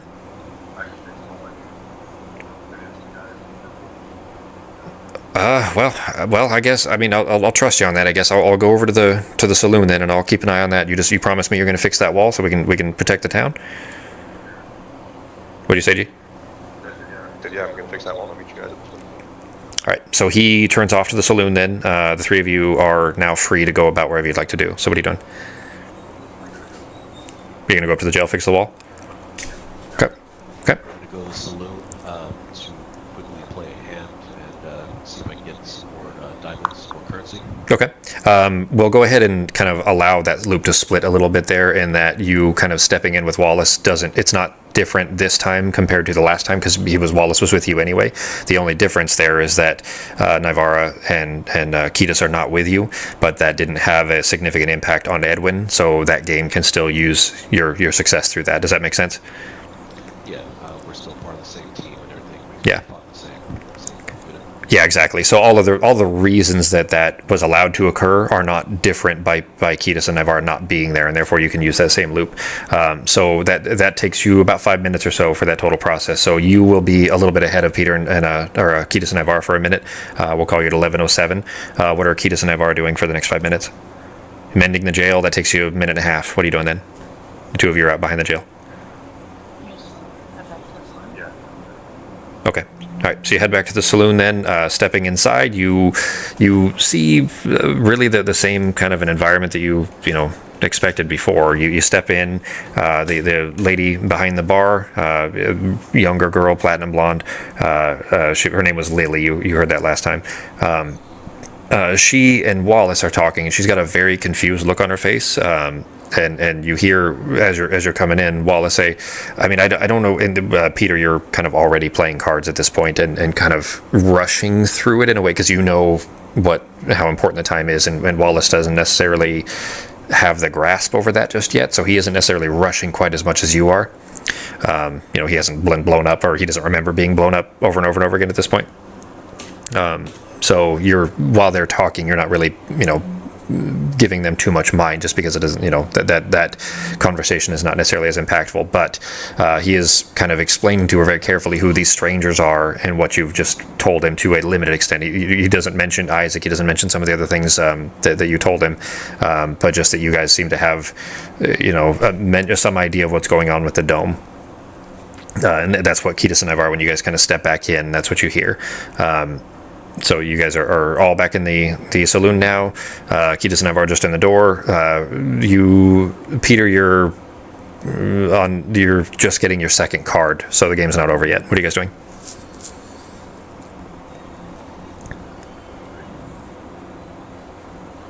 I'm not sure there's anything for us to do. Yeah. Do what? Stay with Margaret. By the time Lily finishes talking to Wallace and gets back over there, his game will be over anyways. So you guys kind of head over to the bar for a second, and as soon as you kind of even sit down at the bar, Peter's standing up and raking this pile of 11 coins, these chunks of diamond, into a bag. What you doing? Get off the seat, Penny. What do you guys think? We'll probably go schematic on our way out. Let's talk to Lily and since Sheriff is back here, since Wallace is here, can we tell Wallace and instruct Wallace to not allow Lily to the bank today? So Lily is still standing next to him. So you stand up and you kind of explaining that to him, and she looks at you with sort of squinting her eyes a little bit, like, what the, who are these guys even coming in and telling me that I can't go to the bank, kind of thing. She doesn't say anything though. That's just a look that she's given. Roll a persuasion on Peter. Go ahead, actually, with advantage too, because you're the one that kind of made him believe that something's going on. Those are not good rolls. You got a 10 and a 1, but 10 plus 2. The bird on Wallace's shoulder kind of hops off to one side a little bit and kind of tilts its head, a little 45-degree tilt looking at you. It says, no, Lily to the bank? I mean, is this shit? And he goes, the bank robbery you're talking about? Yep, the bank robbery we're talking about. And it shakes its head like it doesn't want to think about what that might mean. Putting together that obviously that means potentially a really bad situation for her, that she could die, and not necessarily saying that out loud.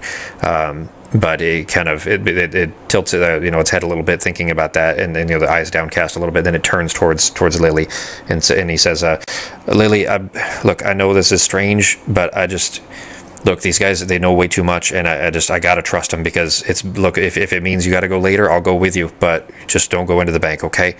And she doesn't say anything. She actually looks angry. You see her she's got her like bar rag, basically. She throws it over her shoulder in kind of an angry snap, and just storms off behind the bar. What are you guys doing? We have to go to meetings. Do we want to lay some type of a trap or some type of a time kill for the masked bandits that are coming in here eventually?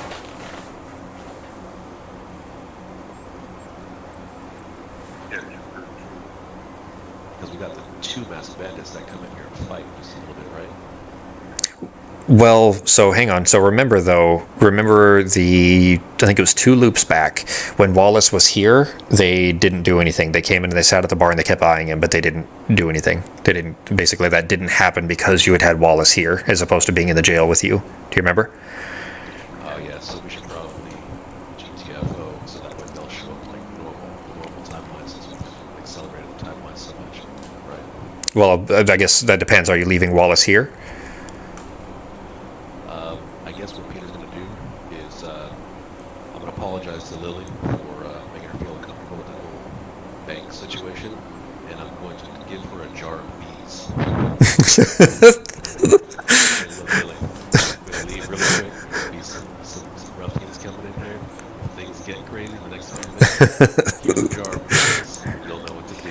All right, so I think maybe Sako, I think maybe there's been some confusion on your part about the value of this jar of bees that you feel like it's some kind of currency or some like a super useful thing. It's literally just a jar of bees, but like you keep showing it to people like, hey, this is worth something, right? And everybody's just very confused that you're trying to give them a jar of bees. If I'm locked in an office, there's something going down, and someone unloads a jar of bees, That's fair. That's fair. it's going to stop. Yeah, if somebody's got a jar of bees, you definitely need to be paying close attention to that jar, because I mean that could be a real bad situation if you're in a tight spot. So Fight starts. Open that jar. That's a wrap. she barely says anything, and she gives you kind of just a nasty look at first, like because she was not happy about being told that she's not allowed to leave. You get the impression she's kind of a little fiery. But she looks at the jar, she shakes her head like even more confused than she had been previously, and she reaches over and kind of grabs the tip of it and just tilts it over to the side to look inside, and sure enough, just to see that these are in fact just live bees buzzing around inside this jar, which by now they should be dead, but there is some kind of something on this thing that's keeping these bees alive. Because you've been throwing this and carrying around in your backpack for quite a while. They probably should have died by now. But she looks it over, tilts it off to the side, looks up at you, and gives you an honest thanks, just because these are hospitable folk. And she says, I don't right know what to do with this, but I guess thank you. And she gives you kind of a very genuine smile, and just sets it kind of on the back of the bar. Maybe she's thinking that somebody gets rowdy, maybe she'll toss it at him or something like that. But sure enough, she's got your jar of bees there. My job is done. All right, so you guys heading off to Mammy? Yeah. Okay. Are you going to leave Wallace here so that the ruffians don't try to rob the place? She's got a jar of bees. She might be good. That's true.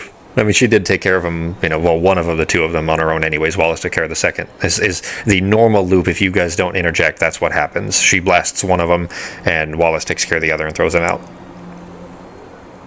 But nothing happens if Wallace is here. Like you saw that before, that if Wallace was here, they just come in and they just have their drinks and then kind of eye him warily, and then they leave eventually. So what's the plan? I think we can probably prevent that crime and post Wallace out there. That way they don't come in. And then also let Wallace know that at 11:50 there's going to be a bank robbery. And to position himself around 11:40. Prepare for that. Yeah, I mean, you told him, I'm assuming that since you told him the events anyways, that you also told him kind of what time to look for. So that being the case, if those are he's not following orders, but he does believe you enough because of the details you've given him to kind of at least sit here and see if these things happen. You know what I mean? Now, that being said, well, you know what, never mind. I was going to say that because the place... because the ruffians are not going to demand drinks from Lily because he's there, that would kind of ruin a little bit of it, because that thing that you said was going to happen doesn't happen. But I would say that he is smart enough that since he's standing there and they do come in at the time that you dictate and then eye him, that he does kind of realize, oh shit, if I wasn't here, that's what they would try to do. So never mind. I was going to say that counted against you, but it doesn't. If anything, that might actually kind of help you out, because it does show that these guys showed up right when you said they were gonna. All right, so you leave him there. You make your way out to Mammy's hut. It is, by the time you get there, it's probably 11:13-ish. You make it out to Mammy's hut. You knock on the door. She very politely welcomes the three of you in. It is, smells of warmed baked goods as you step inside. She roll a perception check on Peter.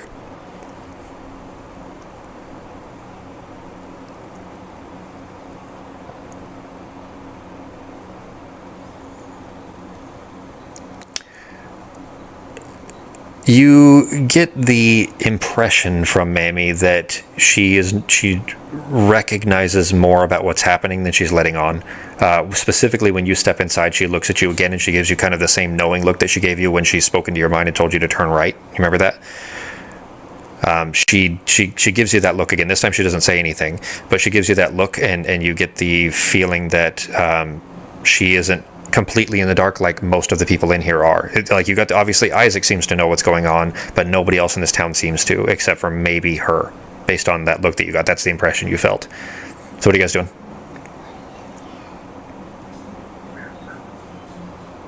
I can't quite hear you, G. Speak a little louder so that Becky's microphone will get you. Should we ask her if she knows anything about that too, or that I just have to tell her about that?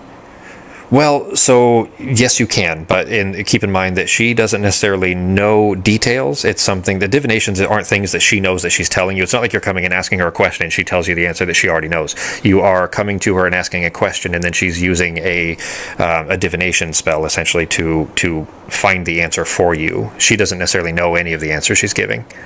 Does that make sense? Yeah. So which question you got? You get two essentially. You get a greater and a lesser for the amount of diamonds that he picked up.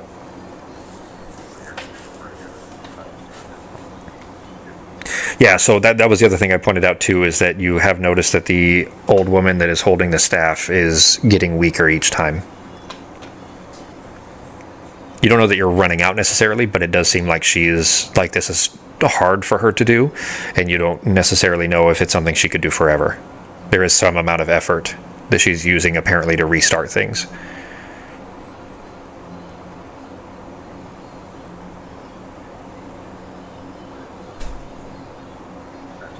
I could just press her into letting me know if she knows anything about what's going on. Just a kind of conversation for a quick second. Tell me how that sounds, what that looks like. Well, I noticed that she was kind of looking at me funny like that one time, and I'm just gonna look at her and say, do you know anything that you should know? Are you also a part of this loop right now? She looks straight at you, right in your eye. In fact, she's never been. Doesn't avoid looking anybody in the eyes. It's not anything shifty about it, but this look is a very intense gaze, specifically right at you. And she says, "Well, look, I get that this is a strange thing going on for you, but and I'm not sure how much your friends here know, but I mean, yeah, you've been here before. I know you've been here before."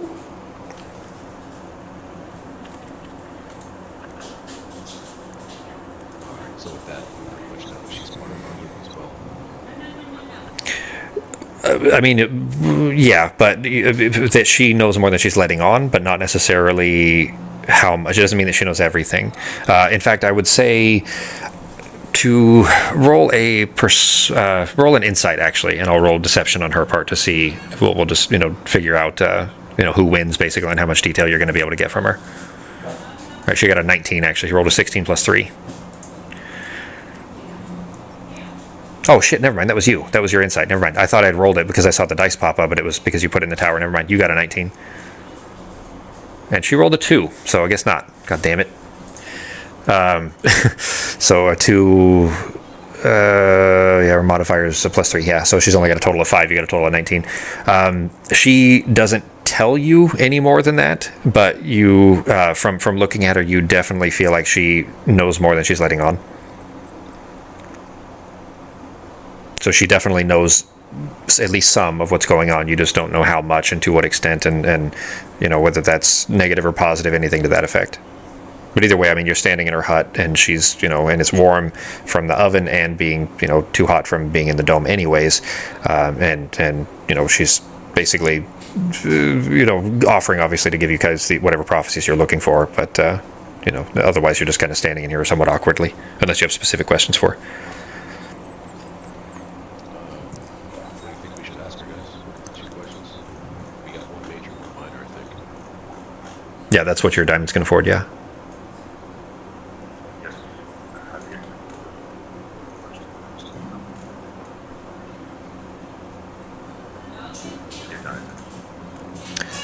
They're, I don't know that I gave a great explanation of how it works. They're not they're not really intended for direct questions, I guess, but I suppose because I didn't really say that early on, and I mean, you didn't have questions before because you guys were kind of still generally figuring things out. But I mean, I suppose I wouldn't rule that out. So I mean, I suppose you could. Just the amount of detail that I can give you on a direct question would be pretty small compared to a relatively general, like. That's certainly more general, yeah. You'd get, basically what I'm saying is the more specific your question, the less detail you're going to get. The more general your question, the more detail you're going to get. I guess.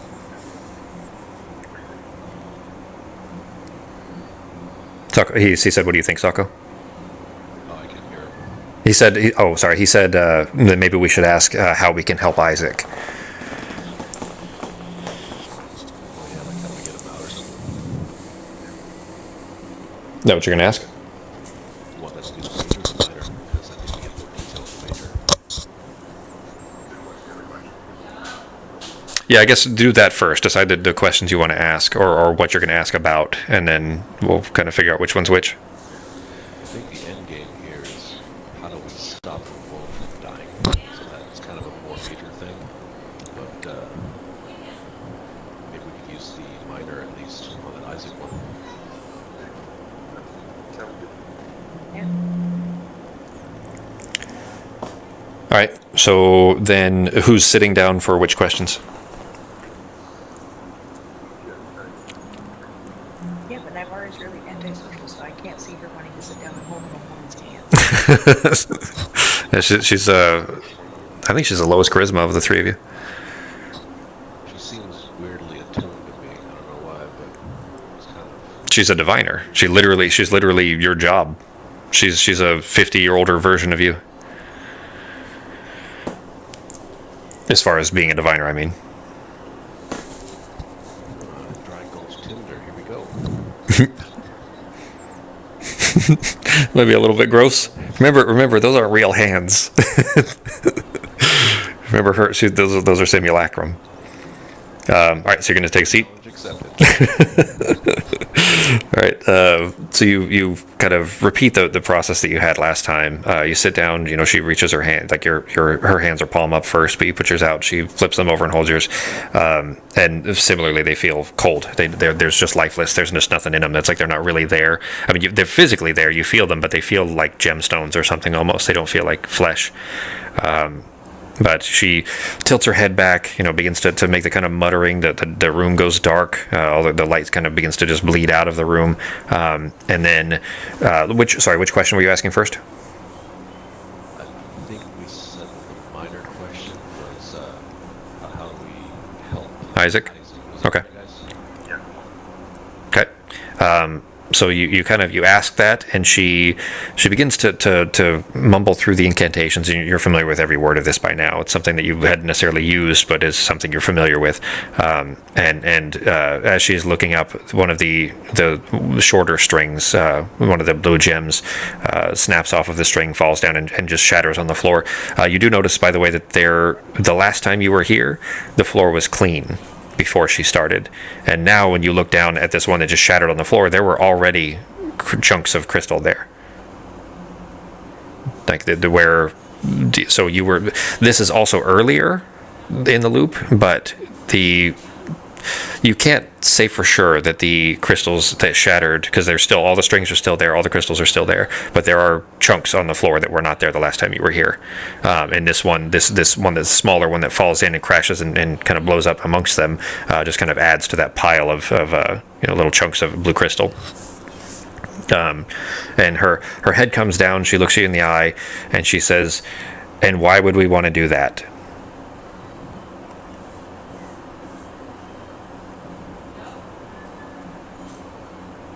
Looking you straight in the eye, she says, "And why would we want to do that?"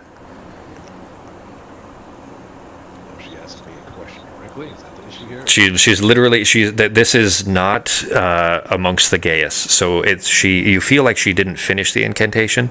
She got close, and maybe somebody that wasn't as familiar with the arcanum would maybe not notice that she hadn't finished it.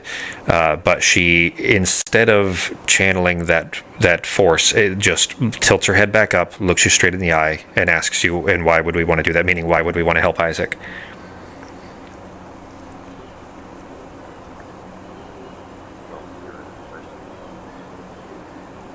I heard you, G. Yeah, so Ben just said we were under the impression that's what we were supposed to do. I can hear Ben fine, but Sako, you might need to turn Becky up a little bit, actually, to be able to hear Ben better. Because Ben's mostly coming through Becky's mic right now. Okay. Becky, was she? All right. Well, Becky, go ahead and just scream into the mic for a minute, just so we can blow Sako's ears out. So hopefully you'll be able to hear Ben a little bit. Ben, just maybe you yell since you'll be a little bit further away. You could just have to speak louder for a little bit. I'll need to drop out in about another 45 minutes to an hour or so. So we still got a little while. But basically that's where you're at. So that's what she said. Sako, what is Peter's response? Or does he have one? He's just sitting there looking at her? So the question she asked was, why would we want to do that? Yeah. We were under the impression that's what was going to stop this time. She still looking straight at you, and let me clarify too. The spell is not lost. She just hasn't finished it. So the energy that's surrounding her, you see it just like electrical, like being able to watch electricity that's still surrounding her. So she could finish it at any minute, but or at any second, but she has not yet.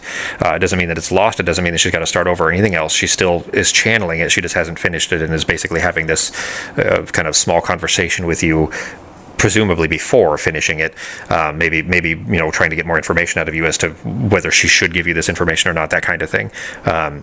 So you say that to her, that you were under the impression that's what needs to be done to solve this problem, and she says, I don't know how much you know yet, but you should know that he's the one that started this problem in the first place. He did this. He's the reason that we're all stuck in here.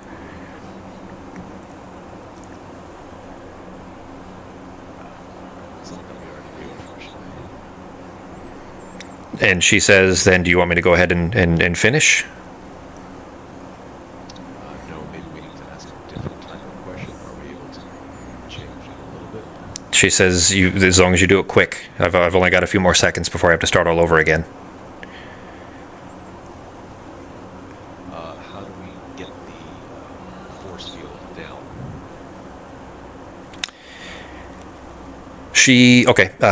She does not. You see it in her eyes that she doesn't know what you're talking about. In fact, roll an insight on that.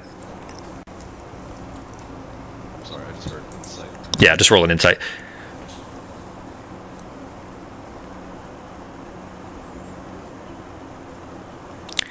You looking at her, you see for sure that she doesn't know what you're talking about. She doesn't know what field you're even talking about. She probably assumes that you mean the dome, but she still doesn't know what you mean. So she kind of, without even saying anything else, you just see that in her eyes. She kind of lifts her head back and kind of finishes the rest of the incantation. And as she's still kind of having this kind of mumbled dead stare, basically, where she's not really looking at anything, maybe looking through a planar version that is not the one that you're sitting in, she brings her head back up and eyes still closed. She says, you will need to seek divine intervention.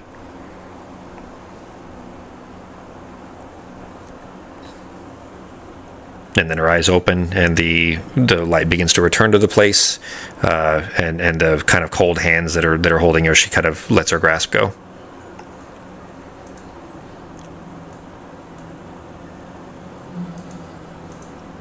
What do you guys think about the farm situation?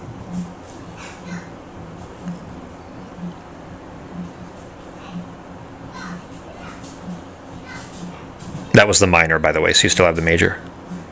The major will, so, but that's part of it too. The minors are always more general, whereas the major can be more specific. So even if it is a specific question, maybe you'll be able to get some more details using the major. The major is the one that costs 10 diamonds. So, although for you guys, since Sako did so good at his poker game, it's basically a get both, so it doesn't really matter in this case. Yeah, the last time we used the major, she said we have to go to the core and just see what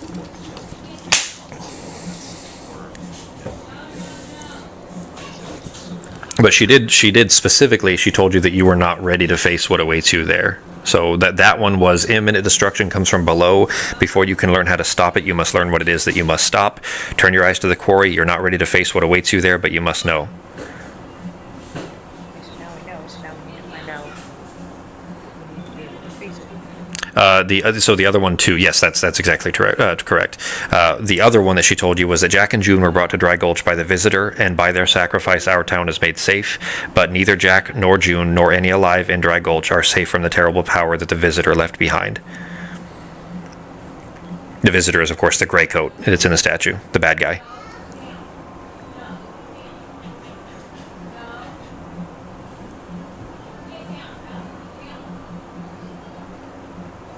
I mean, I can tell you for sure that if you use the major specifically asking like where you should go next or anything like that, that's what it's kind of for. It's specifically to tell you where to go, whereas the minors are a little more vague.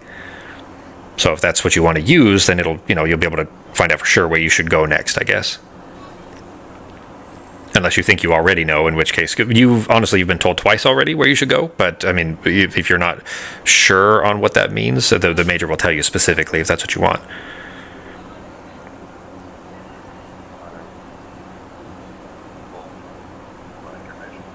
That exactly means.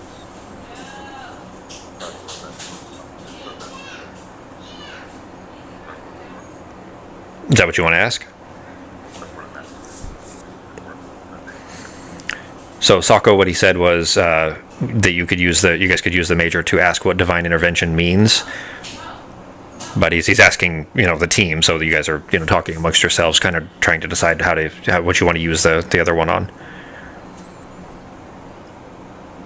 Yes.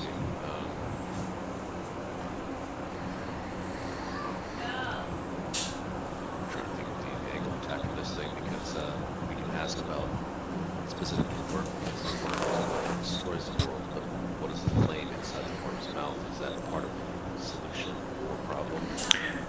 How do we stop? Well, so what you saw, because you guys actually saw this happening as you were trying to blow it up, you saw that it wasn't the... All right, so what happened, that you saw happen specifically, was that the worm broke the dome, and the explosion from the dome shattering is what kind of caused a cavern, a cave-in. So basically this massive worm is underneath all there, and the worm died from or was at least seriously injured, and then was crushed by the dome, by eating through the dome. And the dome's destruction is actually what destroyed the town. And what anger was left in the worm from destroying it in the first place. Now that happened. Without giving you too much information, that happened differently than it would have happened without your guys' intervention. But because you guys were there and what you did, it happened differently than it did if you were just on the surface the whole time. That's how I'll say that.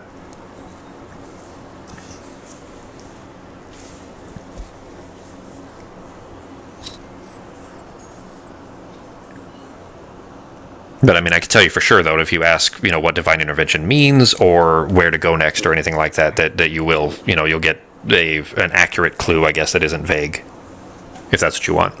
I guess just do that then. Yes. Are you gonna do the asking? You guys want to do the asking? Get the director response, maybe. All right, so what are we going to ask what to do next?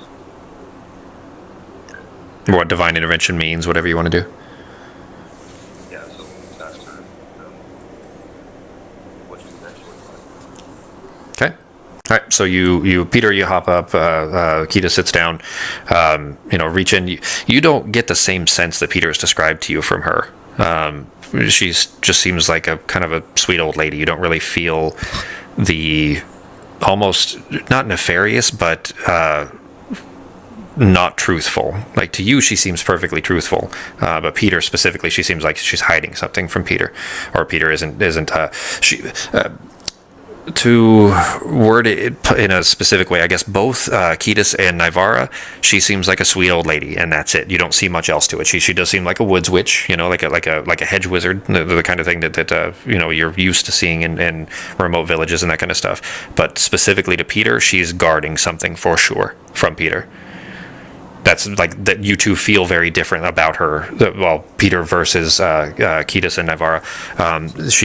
You definitely get the impression that she's not standoffish to Peter, but is careful about what she says to him.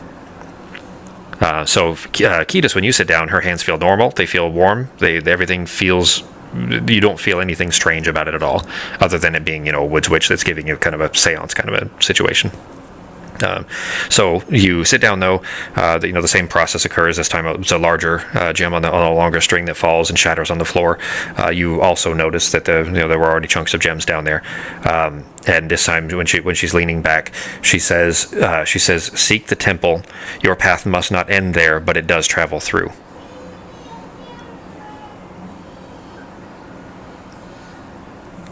And then her head comes back up, and the light comes back in.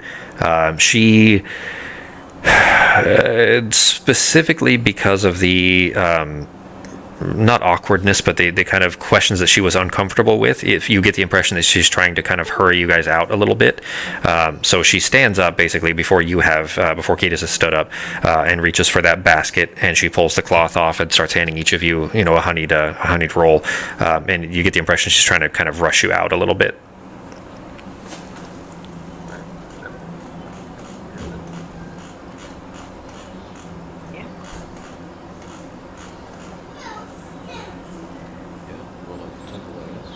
Okay. All right. So you guys hop out of the hut. It is, despite it still being crazy hot outside, it is so much better than it is in the heat of that tiny little hut. But so it's almost refreshing for a minute before you kind of just readapt to the crazy heat out there. And the temple's basically off to so on your map, if you guys look at it, it's basically, I think it's 10. Yeah, it's number 10. It's off to the west of town there. And sure enough, it is there. It's less a temple right now and more just like a ruined building that doesn't have much of a roof or anything to that effect. It's basically just all open air. Thankfully, it's all dry, so there isn't like you're not inside, basically. There just isn't much of a roof. There's just everything is collapsed to the ground. But this is the temple that Hetty has been accused of destroying by exploding, and it's definitely fallen. It looks like what's left of this temple tells a story of its kind of former glory. It looks like an old California mission style church with terracotta walls. There's a single large sanctuary space with massive double doors that overlook the town towards the east, basically. Despite the fact, though, that most of this building is on the ground, you can still see the space of where this massive sanctuary was. The door frame is still standing, but very little of the building is. You can see that the front of this temple, over this kind of teetering door frame, you can see where this wooden framing that would have supported a steeple that has collapsed through the side of the building. The steeple is kind of the circular indentation that used to hold a clock face in the front of it, but the clock is currently laying on the ground and it's kind of broken in half. You're kind of assuming it's a clock face. The numbers have all kind of worn off just from weathering and age and stuff, but it's the only sign of like this kind of former function, as these clock hands have kind of rusted to hell, but they look like they were at one point just beautiful and intricately woven. It looks like this whole temple used to be very nice, but basically everything's just beat to hell now. It looks largely empty. There's no one here. There is a pulpit in the front, but other than that, it doesn't seem like there's much here.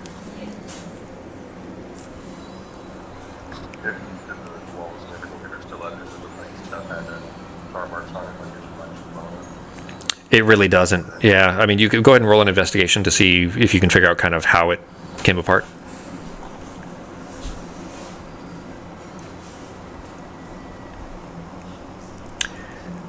Looking around, it definitely does not look like it's blown up. It doesn't. You don't smell any of any kind of an accelerant or anything that would have been used to blow the place up.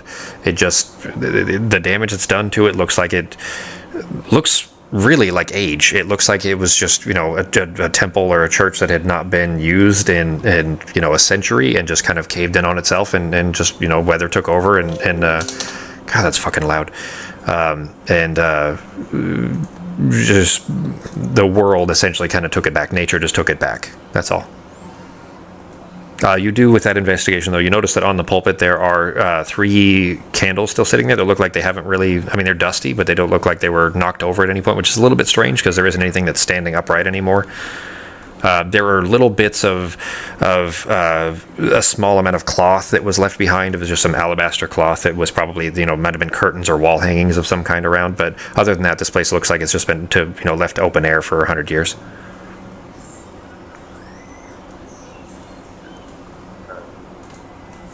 The candles, I looked at it further, there's different about them. Happened to not be broken. They look to have some religious significance. Maybe whoever maintained this place came back and righted them at some point, because they are on the pulpit. They're at the place where if somebody was giving a sermon, that's where they would be standing, basically. But they're just 3 candles sitting there that have been. They're not brand new. They've been melted a little ways. They're just not. They're not lit right now or anything.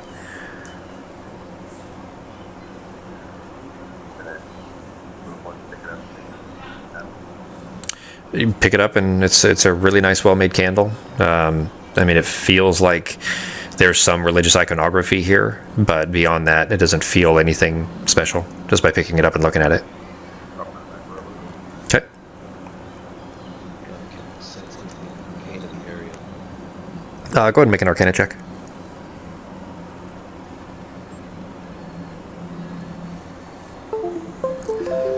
Fucking A, that is so goddamn loud. I've literally turned off the goddamn alarms and Windows still does it. It's really fucking irritating. Do you guys hear that when it goes off or no? Yeah. It's like so loud in my ears. Anyway, so with that,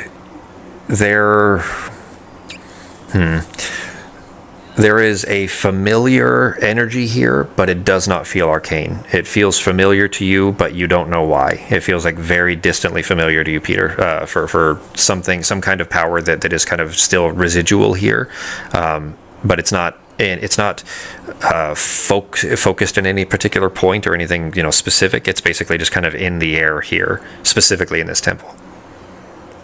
But it feels distantly familiar, and you can't really place why. Like, it's one of those things that just in the back of your mind that you'll eventually remember who that actor was in that one movie, kind of thing. But it right now you're not quite picking it up.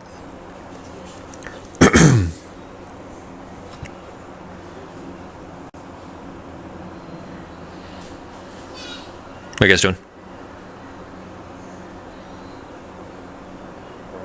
We gotta figure this place out. So deep investigations, perception, look for anything, because it sounds like Kenny was in jail for blowing this place up. Everyone believes she blew this place up, but obviously it just looks like time took it. That's not the case. Yeah, it does not look blown up at all.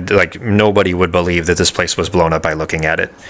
At all. There's no fire, there's no scorch marks, there's no even an explosion.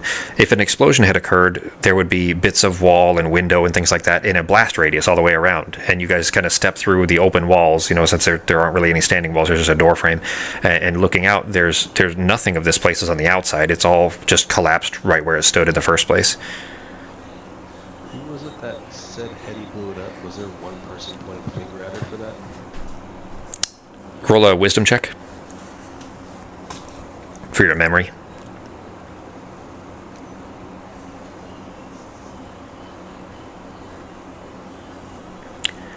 Hetty told you. She told you that she was locked up because they said that she blowed it up. And sure, she's good at blowing stuff up, but all she blows up are diamonds. Yeah, Hetty told us that she was charged with it, but she wouldn't charge herself with that. Who pointed the finger at her?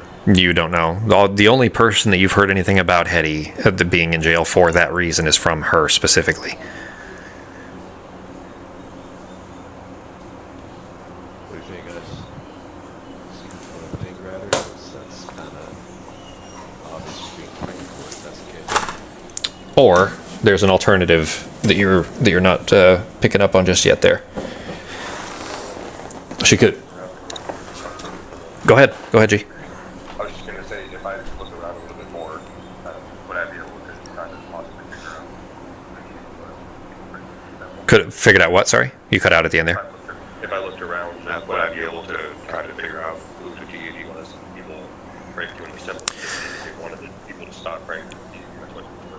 You were told already. I don't remember. Yeah, I don't remember who told you, but it's.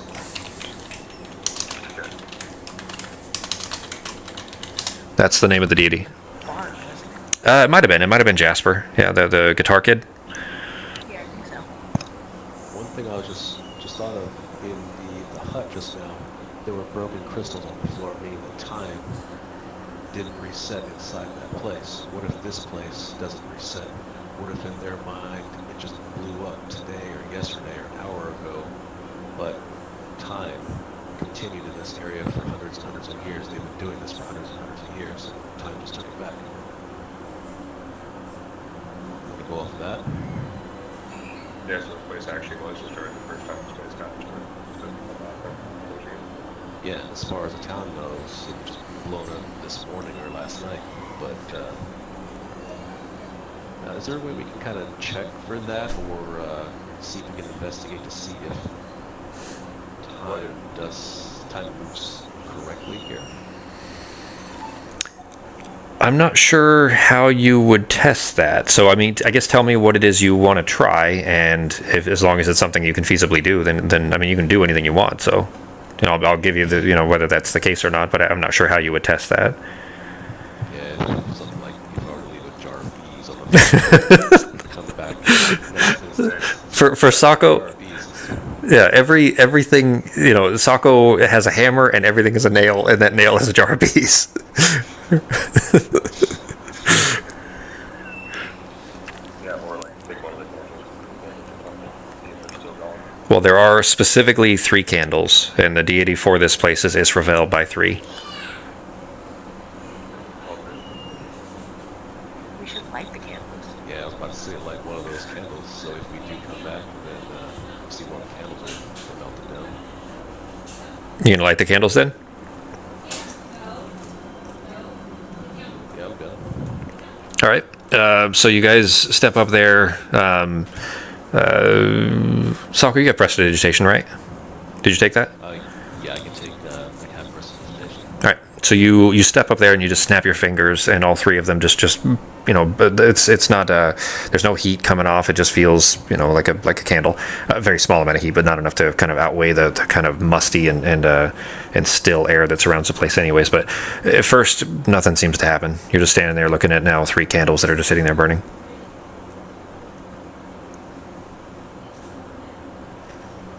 Alright, that'll just be our control and our test for next round, I guess. Well, as you're turning, so you do that, kind of look around, see that nothing's happening. You kind of turn back to the group, and as you turn back to the group, you feel something that would never in a million years feel strange to you when you're standing essentially outside, because this place doesn't have walls. This would never feel strange to you, but for some reason it feels very strange in this moment, because you realize that the entire time you've been inside this dome, you know, you've been in here for 6 hours, I think now, which again isn't an eternity, but because you guys are repeating events, obviously it feels a lot more taxing physically than it otherwise would. But the entire time you've been in here, you have not felt wind or a breeze at all. Not even slightly. The only air that you felt, you know, move past you is specifically because Wallace walked by or something like that. But as you turn back to face the group, there is just the slightest breeze, and it's tiny. It's almost nothing. And again, outside this dome, you would never have even noticed this. Never.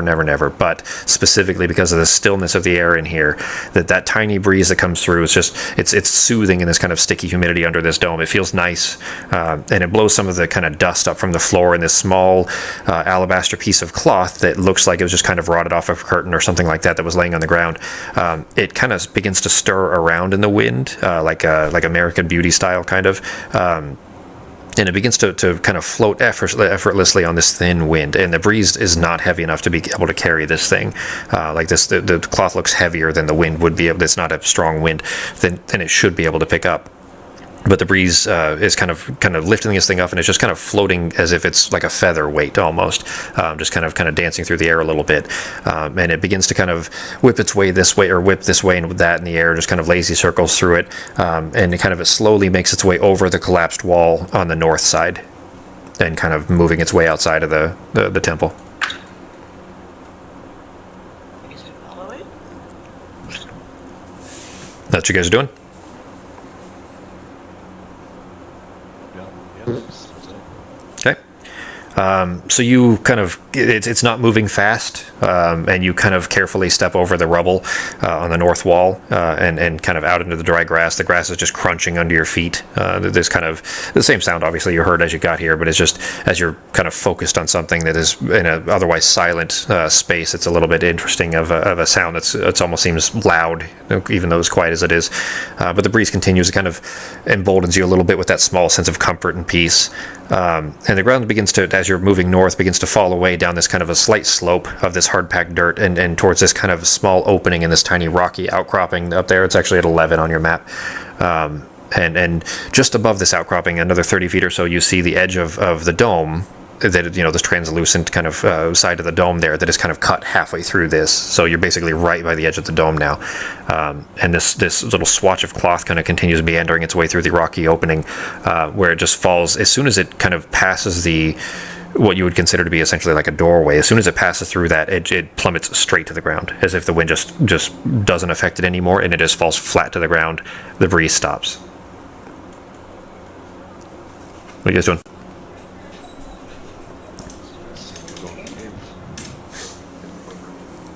All right. So you step up towards the entrance there. I mean, you guys were close anyways. You step over the cloth, and as soon as you stand or step over the cloth that's on the floor, all three of you are immediately blinded. It's not just that it's dark inside the cave. You turn around and look back, and you can't see out anymore. It is black, but it's a blackness in your eyes. It's not even the cave itself that seems to be dark. What do you guys do?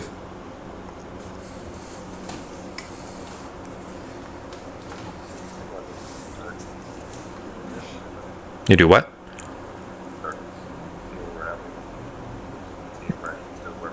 Okay, moving forward. Okay. The entrance to this place is very small. It's basically single file to be able to make your way through. So, I mean, you don't have to reach far. You reach your hand out, and sure enough, right where you expected it to be is a surface of a rock wall. It feels cold to the touch, actually. It's smooth. This place doesn't look obviously like anything because you can see it, but it doesn't feel like it's man-made or carved or anything like that. It feels like natural rock, just a nice, cool cavern, but the kind of place you would expect to not be in a dry town like this. But sure enough, I mean, you can feel that. All three of you roll a perception for me.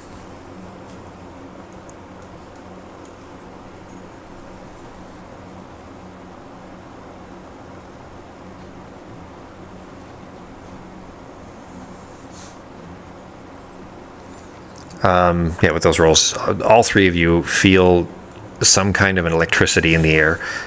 There's an energy in the air that you guys don't necessarily recognize, but there's like like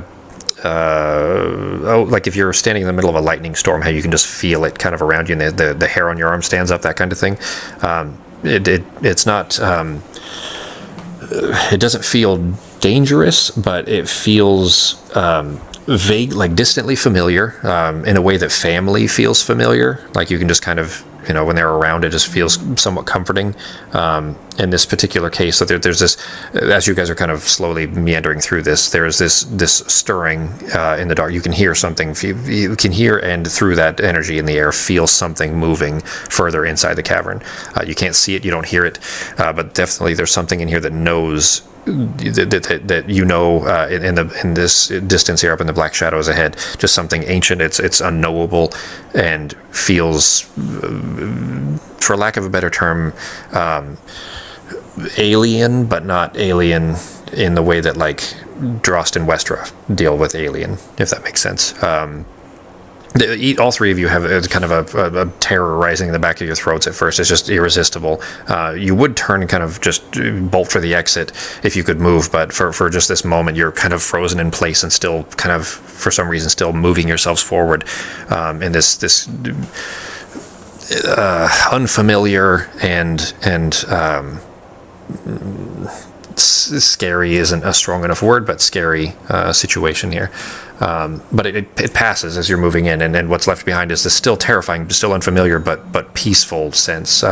You're left with an absolute certainty that whatever this thing is here in the dark, it doesn't mean you any harm. It's just unimaginably distant and unknowable, and the kind of powerful that would be if you were to take a cell phone into a 15th century South American tribal village, how that would be indiscernible from magic to them. This feels like that above the capabilities of people as you are aware. Whatever is in this thing is unimaginably powerful, so much so that it's you're an ant to it kind of thing. But it doesn't, as far as you can tell, it doesn't appear to mean you any kind of harm. You have a strong sense of essentially peace from it. There is a cacophonous echo that just rings through this cavern like a blaring horn blast, all three of you, causing you to have to, all three of you, slap your hands. You take them away from the walls and slap your hands to your ears, attempting to muffle the discord, but it has no effect. You instantly realize that the sound is not echoing through the cave at all. It's inside your heads. And a disembodied voice follows, this time at a lower volume, apparently recognizing the harsh volume. And it says, "You again, what need have you now?" And there's something wholly unknowable that you lack the capability to even understand what this creature is, or what it could say, or what it could mean rather to you, about this voice in your mind, something alien. But you feel whatever it is, it's struggling to communicate with you. Like language as you understand it is not natural to this thing. Like it's having to dumb it down essentially for you to be able to speak to you. You respond? You guys do anything?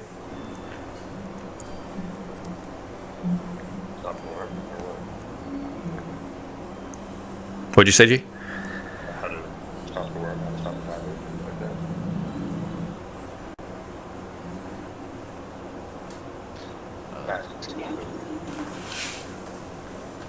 that. Sako, what did you say?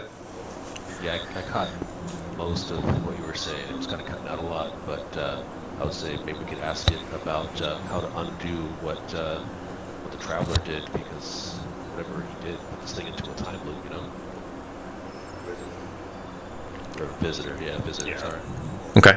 So before you've even finished the thought, or rather before you've vocalized the thought, it answers in your head as if it didn't need to hear the verbal words, if that makes sense. Basically, you didn't need to speak it, you just needed to think it, and it started to respond to what you thought, rather than waiting for you to finish what you said. And in your mind, all three of you, it says, "Find the priest, raise my temple, I would sing in the light again."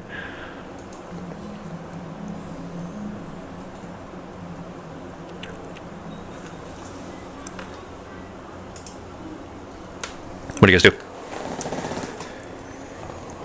We've never met a priest here, so maybe we could ask it where the priest might be found. After it, so you start trying to think back at it essentially, and the electricity that was kind of surrounding you in the air, that energy that you were feeling, that feels divine, for lack of a better sense. Like it feels like this thing would be indistinguishable from some kind of god. That's the kind of power that it has compared to any power that you've ever been aware of for species on this planet to be able to contain. And not just humans, but even insanely magical creatures don't contain this kind of power. But as you are finishing this thought towards it, the kind of electricity that's surrounding you, that this terrifying alien energy that surrounds you, begins to dissipate on its own, and there's no further response. It seems like the cave is no longer occupied by whatever was there.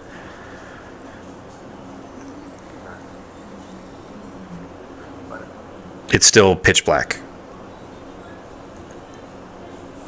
What are you guys doing?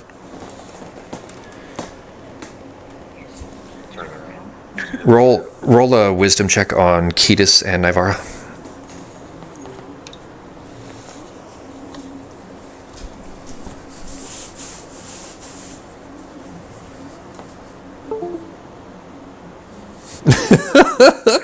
Seriously? What are the odds of that? That's really shitty odds for you to both get natural ones. Like I don't the number can't be like it's got to be like in the many thousands of a chance to get that shitty of a roll. We just summoned ghosts What was the key? You're not the key master. All right, so I was going to help you remember something, but apparently not. So, yeah. So you guys are basically in this dark cave, and you are, free to do what you choose, but you don't necessarily remember something stirring in the back of your mind that something about somebody, but you've apparently forgotten it. Does this cave go down, or do we not know if it goes forward any further yet? It's still open in front of you, but you don't know how far it would go. So the sound you were hearing at first, if it was coming from a distance, like if it was coming from, something that was actually in the cave with you, rather than just in your mind, then you probably could have gotten some judgment of it, of like how far something away was. But in this case, no, you don't, you can't tell. I mean, you could feel your way through, but yeah. Am I able to summon Tohi to view my eyes, or is he not there? What is your? I think that's just an action to do it, right? As long as you use it as a spell, as a slot, not a charge. Yeah.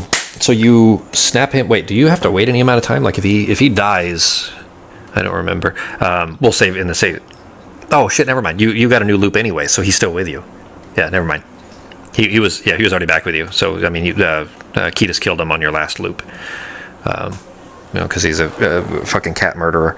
But yeah, so you kind of close your eyes and phase into his looking around, and it is no different at all. In fact, it's a very strange feeling because you close your eyes and then open his, but you still see nothing. It might as well be the same thing you're seeing out of. You don't see any difference at all. We just put our hand along the right side of the wall and just walk down the cave. What do you think?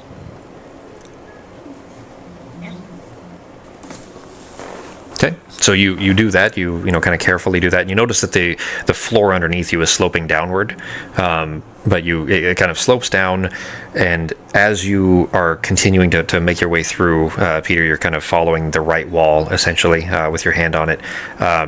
The rock wall is a natural formation, so it isn't a perfectly smooth. It's not in places you have to kind of tip your hand in further because there's a rock that juts out a little ways, and another spot where there's an indentation and things like that. You kind of continue making your way around. 3/4 of the way through, where you feel like you're beginning to kind of loop your way back towards where Ketis and Ibarra are. There's something underfoot that is beginning to shake a little, like it's not flat ground anymore, and you kind of kick at it a little bit with your feet. It just kind of holding one side of it down essentially with one foot, and then using your other foot to kind of get an idea of to kind of feel it with like you would with your hands, basically, to get an idea of what the shape is. And as you kind of do that and are kind of using the tips, your toes essentially, to try to get this shape on, you kind of run your toe around it, and by the time you've brought that foot back around to the first, you're pretty sure that's a femur. And you kind of continue along a little more, and you feel more and more of these kind of things. Some of them are small, and some of them appear to kind of be crunching under your feet, and then other ones are much harder, like that femur was. You're sure that you're walking through a pile of bones. So we're in a cave with a pile of bones. Something about bears. It could be something about bears. But you kind of continue on your way through all of these, and make this kind of big circular loop. It's hard to say because you don't really have any visual reference to get an idea of the size of this cave. But if you had to estimate, you'd probably say that this kind of room that you're circling back through and coming back towards Ketis and Ibarra now is probably about 15, maybe 18 feet across in diameter. But you're coming back towards the tunnel entrance, basically, and you notice that the slope is beginning to go back up to where the kind of entrance was, and sure enough, you make your way up there, and you end up actually bumping into Ketis a little bit when you get too close, and you didn't realize that he was still standing there. But you've basically made one big loop all the way around. Doesn't feel like there was any other hallways that come off of that main cavern or anything else.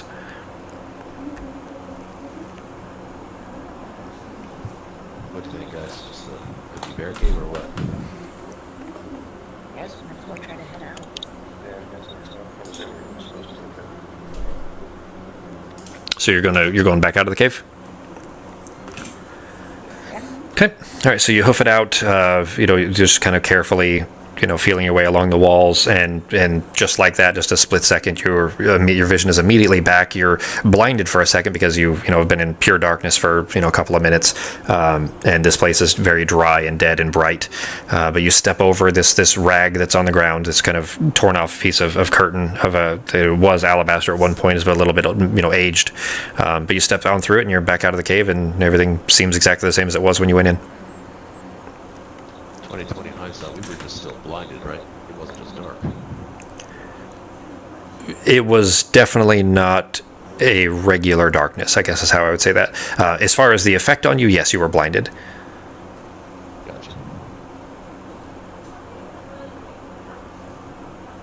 So looks like we're looking for a priest. All right, so I'm going to say that just for narrative purposes, I'm going to say that when you guys step out of there and you're kind of standing all around the entrance to the cave there, that Peter actually said that out loud. So since Peter said that out loud, there was a vague, distant thing that kind of stood out to Navarre and Peter, and Ketis rather. Roll another wisdom check on both of you, and just don't roll ones this time, guys. Both of you. 2 natural ones is insane. At least it's not a 1. It's still shitty, both of you. So specifically, Navarra, in thinking about that after Peter says that, they just kind of tickle something in the back of your mind, and you sit there thinking for a second. You're like, you remember back to, I think it was the second loop. It might have even been the first. When you guys, the two of you, were standing in the jail and Peter had gone off to the quarry, and you two were trying to, kind of be polite and follow Wallace's directions for you, you stood in there and you waited and you watched the ruffians ride out to the bank. And you... So you saw the one guy on a horse, and there were 4 people around him. But the one guy on a horse that stepped off of it, he was a little bit older man, tall. He had about shoulder-length silver hair, and he was wearing around his neck about the only thing that you've seen in this town that didn't look dirty and dusty and old and grimy, was this well-polished, well-maintained, and extremely shiny, glittering religious symbol around his neck of a turned cross, a sideways cross. And for the sake of time, because the next portion of where that will eventually lead you is going to take a little while, we'll go ahead and call it there. And then we will pick up next week. So what's next week look like for you guys? Next Sunday is the 27th. How's that look for you guys?